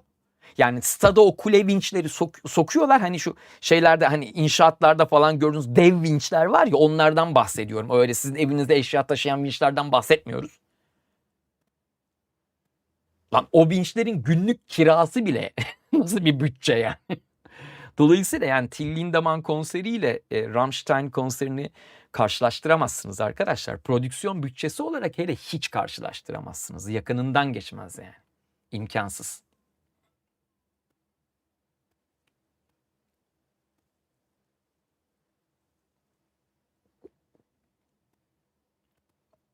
Hani ben burada fikrimi beyan etmiş olayım da tabii yine en doğrusunu siz bilirsiniz. Ya bir de şuna da gerek yok. Yani işte şu ucuz bu pahalı falan filan diye bakmamak lazım. Bunlar farklı işler. Yani ne bileyim Rammstein konseriyle Till Lindemann konseri apayrı işler. Bambaşka bir mantıkla yapılan işler onlar. Yani birinin segmentiyle ötekinin segmenti arasında dağlar kadar fark var. Yani Dream Theater'ın bir hani bir prodüksiyonuyla ne bileyim Labrie'nin projesi hala var mı bilmiyorum. Malmazler diye bir projesi vardı adamın şimdi. Malmazler gelse Küçük Çiftlik Parkı doldurabilir mi? Mümkün mü böyle bir şey yani? Ya baktığın zaman Dream Theater'ın frontman'i geliyor, değil mi? Olabilir mi hiç öyle bir şey?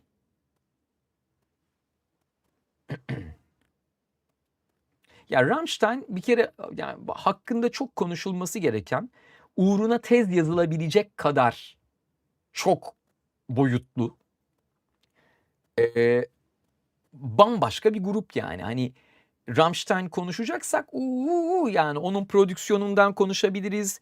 İşte ne bileyim şarkıların dramatik kurgusundan konuşabiliriz. Sözlerin edebi değerinden konuşabiliriz. Sözlerin konuları işleme biçiminden konuşabiliriz. Videoların kurgularından konuşabiliriz, renklerinden konuşabiliriz, sanat yönetiminden konuşabiliriz, videoların senaryolarından konuşabiliriz, sinematografisinden konuşabiliriz. O fikirleri işlemeyi kabul etmeleri ya da o fikirleri işlemek istemelerini konuşabiliriz. Adamların bundan 10-15 sene önce Man gegen Man diye çektiği videoya bak. Sonra Keine Lust'a bak. Sonra Rosenrot'a bak. Ne bileyim sonra Zonne'ye bak. Sonra Mein Herz Brandt'e bak. Yani bunların her biri tek tek böyle ele alıp konuşulması gereken işler. Anlatabiliyor muyum derdimi? Ya şimdi müzikle ilgili bir şey konuşulduğu zaman genelde çok yüzeysel bir yerden konuşuluyor konular. Yani şöyle geliyor işte ben onu severim ben bunu sevmem. Şu iyi gitarcı bu değil falan. Yani şu iyi vokal bu değil ya da işte şu bundan iyi vokal falan. Yani ben ne yazık ki müzik konuştuğumda böyle bir yerden konuşamıyorum ister istemez. Çünkü her işin kendi içinde dinamikleri var. Mesela bazı gruplarda vokalin iyi olmaması o grubu iyi bir grup yapıyor. Ya anlatabiliyor muyum? Ya o gruba al çok iyi bir vokal koy çok kötü olur. Ya basitçe herkesin tanıdığı bir örnek vereyim. Şimdi Duman ne kadar şahsına münhasır bir grup değil mi? Yani Duman gibi bir grup daha var mı? Yok. Olabilir mi? Hayır. Peki diyelim ki Duman'ın vokalini değiştirdin. Oraya harikulade bir vokal getirdin koydun. Aklınıza kim geliyorsa yani aklınıza gelen en iyi vokali aldın getirdin Duman'ın vokali olarak oraya koydun. Dinler misin Duman'ı? Ben dinlemem. Çünkü Duman bu yapısıyla muhteşem bir grup. Anlatabiliyor muyum? Yani her şeyin kusursuz ya da iyi olmasını beklemek de aslında biraz manyakça bir şey. Bazı şeyler o haliyle güzel. O kusurluluğuyla güzel. Her kusur düzeltilmeye muhtaç değildir arkadaşlar. Öyle bir şey yok yani. Ama şöyle şarkı söylüyor. Abi bayılıyoruz öyle şarkı söylemesine. Rock tarihi öyle vokallerle dolu. Çok iyi vokal ama çok disiplinsiz. Abi belki de onu iyi vokal yapan şey onun o kadar disiplinsiz biri olması. Yani sana ne? Sen ürüne bak yani. Orada kal. Sana ne abi? Şimdi mesela Ronnie Radke. Falling in Reverse. İşte adam inanılmaz bir vokal. Akla zarar bir vokal. Acayip bir frontman. Çok iyi yani. İnanılmaz bir kondisyon. Çok iyi bir vokal tekniği. Ya herif böyle farklı vokal tekniklerinde uzman durumunda. Ama yani adamı biraz araştırdığın zaman Allah'ın belası bir herif çıkıyor yani. Korkunç bir adam çıkıyor ortaya. Keza Fred Durst, Limp Bizkit. Şimdi Fred Durst'u sevmeyen, adamın tavırlarından hiç hoşlanmayan, adamın işte o 90'larda ve 2000'lerdeki aşırı sansasyonel hareketlerle var olmaya çalışan tavrından dolayı adamdan nefret etmiş olan ciddi bir kitle var. Adama kötü vokal diyen ciddi bir kitle var. İyi bir vokal mi? Hayır. Ama Limp Bizkit öyle bir grup ve adam öyle bir vokal olduğu için Limp Bizkit, Limp Bizkit. Ve nitekim işte bu sene geldi konsere. Ağzımızı yüzümüzü kırdı gitti herif. Muhteşemdi.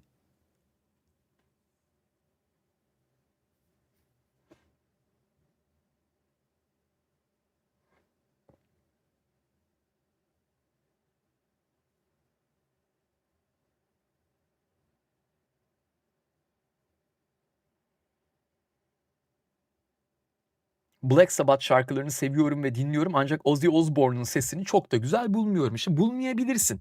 Ama işte Ozzy Osbourne'un o tavrı olmasaydı Black Sabbath olabilecek miydi ya da olur muydu? Keza Bruce Dickinson olmasaydı Iron Maiden bu kadar büyük bir grup olacak mıydı?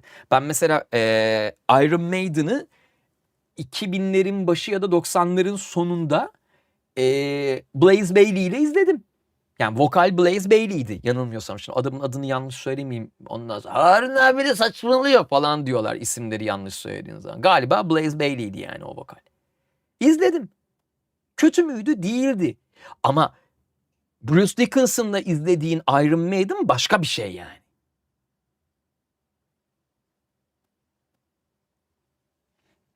Şimdi Blaze Bayley kötü bir vokal mi? Değil. Biz Steven Tyler'dan devam abi. O da teyze oldu. Bence Chester Bennington olmasa Linkin Park olmazdı. Bence de olmazdı. Keza Linkin Park Chester Bennington olmadan da Linkin Park olamıyor yani. Şu an görüyoruz. Başka bir grup oldu. Hani biz Linkin Park'ın hatırasına saygıdan dolayı bozmuyoruz. Ama baktığın zaman Linkin Park mı ya da bizim bildiğimiz Linkin Park mı? Değil. Fakat şöyle bir şey de var. Şimdi bizim bildiğimiz Linkin Park'la şu anda işte bu neydi ablanın adı ya unuttum. Aa. Emily miydi? Neyse artık işte yani. Emily. Yani şu anki Linkin Park kötü bir Linkin Park mı? Değil. Ama bizim için tercih edilebilir bir Linkin Park mı? Belki nostaljik sebeplerle tercih edebilirsin ama yani. Emily Armstrong teşekkür ederim. Ama baktığınız zaman şimdi Linkin Park Chester Bennington'ın ölümünden sonra bir ara vererek aslında bir jenerasyon atlamış oldu. Yani şu anda Linkin Park konserine giden ya da dinleyen insanlar Linkin Park'ın eski şarkılarını iyi kötü biliyorlardı ama grubu bu yeni şarkılarıyla kabul ettiler. Dolayısıyla izleniyor. Ama ben birkaç canlı performanslarına falan baktım. Yani Emily bence kesinlikle aşırı zorluyor kendini yani. Aşırı zorlandığı çok belli oluyor sahnede. Mesela biz Chester Bennington'da bunu almıyorduk. Böyle bir şey geçmiyordu bize. Yani Chester Bennington orada deli gibi 20 30 35 saniye boyunca diye gittiği yerde adamın zorlandığını hissetmiyorduk. Oha diye izliyorduk adamı. Ama burada öyle değil. Abla mesela pes kalıyor pek çok yerde. Ki yani şarkı abla için yazılmış. Chester'ın söylediği şarkıların çoğunda pes kalıyor. Uzayan vokallerde falan. Çünkü o şarkılar Chester Bennington'la yazılmış şarkılardı ve onunla güzel tınlayan şarkılardı. Ben size söyleyeyim yani kadını bu anlamda suçlamamak da lazım. Çünkü hakikaten oraya kimi koysan olmaz. Olmaz. Bazı vokallerin yeri dolmaz arkadaşlar. Olmaz yani.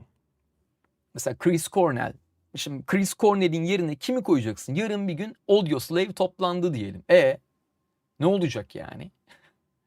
Anlatabiliyor muyum? Mümkün mü lan yani? Chris Cornell'in olmadığı bir Audioslave düşünülebilir mi?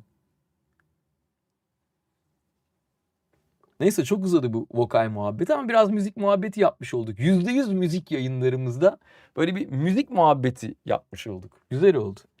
Şimdi şöyle arkadaşlar, biz aslında böyle bir müzik yayını yaptığımız, böyle sabaha kadar müzik dinlediğimiz falan yayınlar oluyor. Bugün yapmayız diye düşünüyorum. Hem biraz yorgunum, uykusuzum. Hem de böyle çok şey değilim yani. Hani böyle şu an hazır değilim o mevzuya. Bu yüzden şöyle yapacağız canlarım benim. Bu akşam bu yayını yavaş yavaş toparlayacağız. Yarın veya öbür gün böyle bir gecelemeli, böyle herkes hazırlığını yapsın arkadaşlar. Böyle cipsinizi, kolanızı, artık ne içiyorsanız yani alın. Toplanın. Arpa suyunuzu.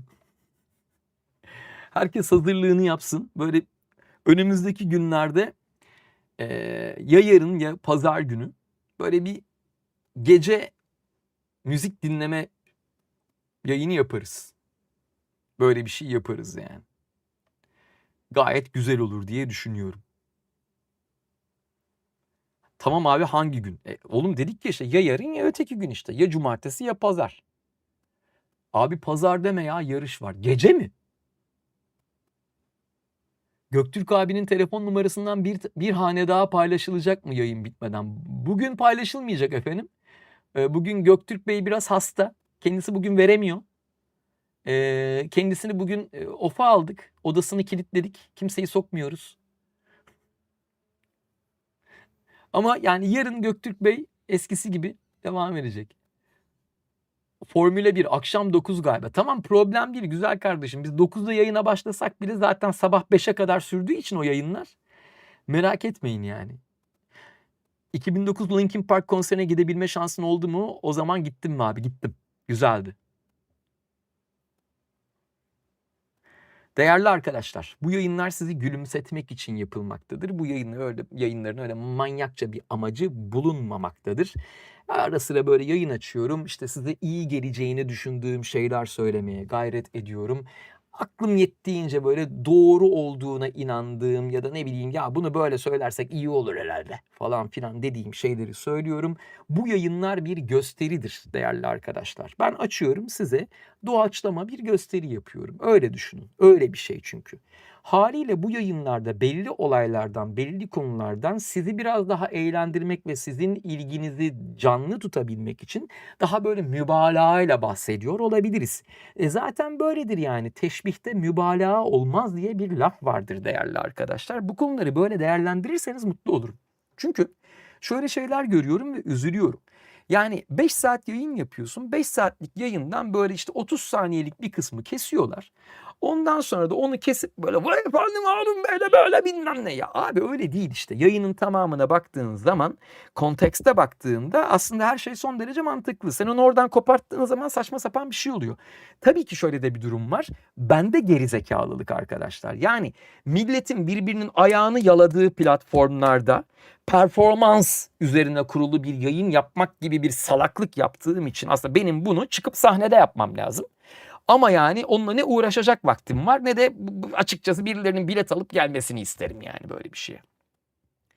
Dolayısıyla evet, anlıyorum yani belli şeyler karışıyor. Yani benim ne halt ettiğim de çok iyi anlaşılmıyor diye düşünüyorum ama iyi kötü ben kendi derdimi anlatabiliyorum galiba. 13 Aralık'ta Junior Eurovision izlesek sarar mı acaba? Yok, olmaz, çünkü Junior Eurovision dediğiniz şeyde 18 yaş altı insanlar yarışıyor kuvvetle muhtemel anladığım kadarıyla. Ben yayınlarımda çocuk göstermiyorum. Hiçbir şekilde göstermiyorum. Öyle bir şeye girmeyeceğim. Dolayısıyla kusura bakmayın. Yani tabii ki izlediğimiz bir videonun içinde bir çocuk avuk diye çıkarsa kenardan ona yapacak bir şey yok. Ama özellikle çocukların konu edildiği ya da konu olduğu hiçbir şeyi yayınlarımda göstermiyorum. Hiçbir zaman yapmadık, bunu yapmayacağız. Onu peşinden söyleyebilirim. Ben örnek alınacak bir insan değilim arkadaşlar. Ben ördek alınacak bir insanım artık böyle. Benim altıma ördeği sürün yani. O noktaya geldik. Ben sadece sizi gülümsetecek bir şey sunmaya gayret ediyorum. Hepsi bu kadar. Biraz eğleniyoruz, biraz böyle duyarsanız iyi olacağına inandığım bir şeyleri sıkıştırıyorum araya böyle. Sizi işte hani biraz böyle goy goy yapıp sizi yükseltip araya hemen böyle hani ulan bunu duysunlar, bunu duyarlarsa iyi olur galiba falan filan dediğim tipte bir şeyleri sokuşturuyorum. Bu yayınların böyle bir kurgusu var. Yani ben bu yayınları kafamda böyle planlayıp gelip şu koltuğa oturuyorum. Mantık şu. Size önce salakça bir şey anlatıyorum. Sonra daha salakça başka bir şey anlatıyorum. Sonra hepinizin iyi kötü bildiği, duyduğu bir olayı olabilecek en böyle hani frapan yerden böyle bir köpürte böyle bir çitiliyoruz. Ondan sonra bir araya şey sokuşluyoruz böyle. Sizin çok işinize yarayacağına inandığım bir şey sokuşluyoruz. Mesela bugün benim size AI ile yaptığım tool'ları göstermem gibi. Ondan sonra biraz daha böyle bir eğlencelik bir minik daha bir şey yapıyoruz. Akabinde hemen yine böyle biraz daha böyle toplumsal fayda sağlayacak bir şeyler söylemeye gayret ediyorum. Ondan sonra İstiklal Marşı kapanış. Mantık bu. Anlaştık. Basın açıklamasından buralara geldik. Evet. Dolayısıyla keyif alın, eğlenin. Bunlar eğlenmeniz için yapılıyor değerli arkadaşlar. Hani sizi eğlendirip de size bir bok katmayan bir sürü içeriğin arasında sizi eğlendirirken böyle 2 kelimede bir şey söyleyeyim istiyorum. Derdimiz bu. Eğer hoşunuza giderse kanalları takip edebilirsiniz, bildirimleri açabilirsiniz, WhatsApp ve Telegram gruplarımızı takip edebilirsiniz. Böylece yayınlardan haberiniz olur değerli arkadaşlarım. Başka ne vardı? Söylemeyi unuttuğum bir şey var mı? 8 bit oyun ve Extra Lab hesaplarımızı takip edebilirsiniz. Ekip sonra bana çok kızıyor bunları söylemediğim için. Bir de YouTube videosunu like ediyormuşsunuz ve altına yorum yaparsanız ekip çok mutlu oluyormuş. Göktürk'ün yanağını seviyorlarmış. Göktürk'cüm bak yeni yorum geldi. Mutlu oldun mu? Göktürk mutlu olmuş mu? Falan yapıyorlarmış. Niyeyse ekip bununla çok eğleniyor yani. Lütfen Göktürk'ün yanağını okşattırın arkadaşlar insanlara. Göktürk çok mutlu oluyor. Böyle yapıyor. Tay Göktürk'cüm bak yorum gelmiş Göktürk'cüm. Hadi bakalım falan yapıyorlar böyle Göktürk'e. Niyeyse Göktürk de çok eğleniyor. Ekip de çok eğleniyor bundan. Ben daha bundan nasıl bir keyif aldıklarını anlayabilmiş değilim açıkçası. Ama yani yorum yaptığınız zaman Göktürk çok mutlu oluyormuş yani. Öyle bir şey. Tamam. Var mı söyleyeceğiniz bir şey? Ben kendimi def edeceğim çünkü. Göktürk kendinden geçiyor. Koçum benim. Biz zaten burada hepimiz Göktürk'ü kendinden geçirmek için toplandık. Biz kim köpek? Ne işimiz var? Değil mi? Hep beraber Göktürk Bey'i kendinden geçireceğiz. Yine geçiyor. Ay. Hadi bakalım arkadaşlar. Yarın veya öbür gün %100 müzikle canavar gibi böyle gecelemeceli, sabahlamacalı bir müzik yayını yapmak üzere şimdi ayrılıyoruz. Bu gece uyuyamazsam böyle tepem atarsa gecenin bir saatinde 2'de 3'te falan filan yayını açıp burada deli gibi müzik dinliyor olabilirim. Bu sebeple WhatsApp ve Telegram gruplarını takip etmeyi ve mümkünse kanal bildirimlerini açıp o bildirimleri mute'a almamayı düşününüz efendim. Sizi seviyorum. Bana ayırdığınız zamanın hakkını vermeye çalıştım. Umarım başarabilmişimdir. Bir gün beni hatırlarsanız gülümseyin.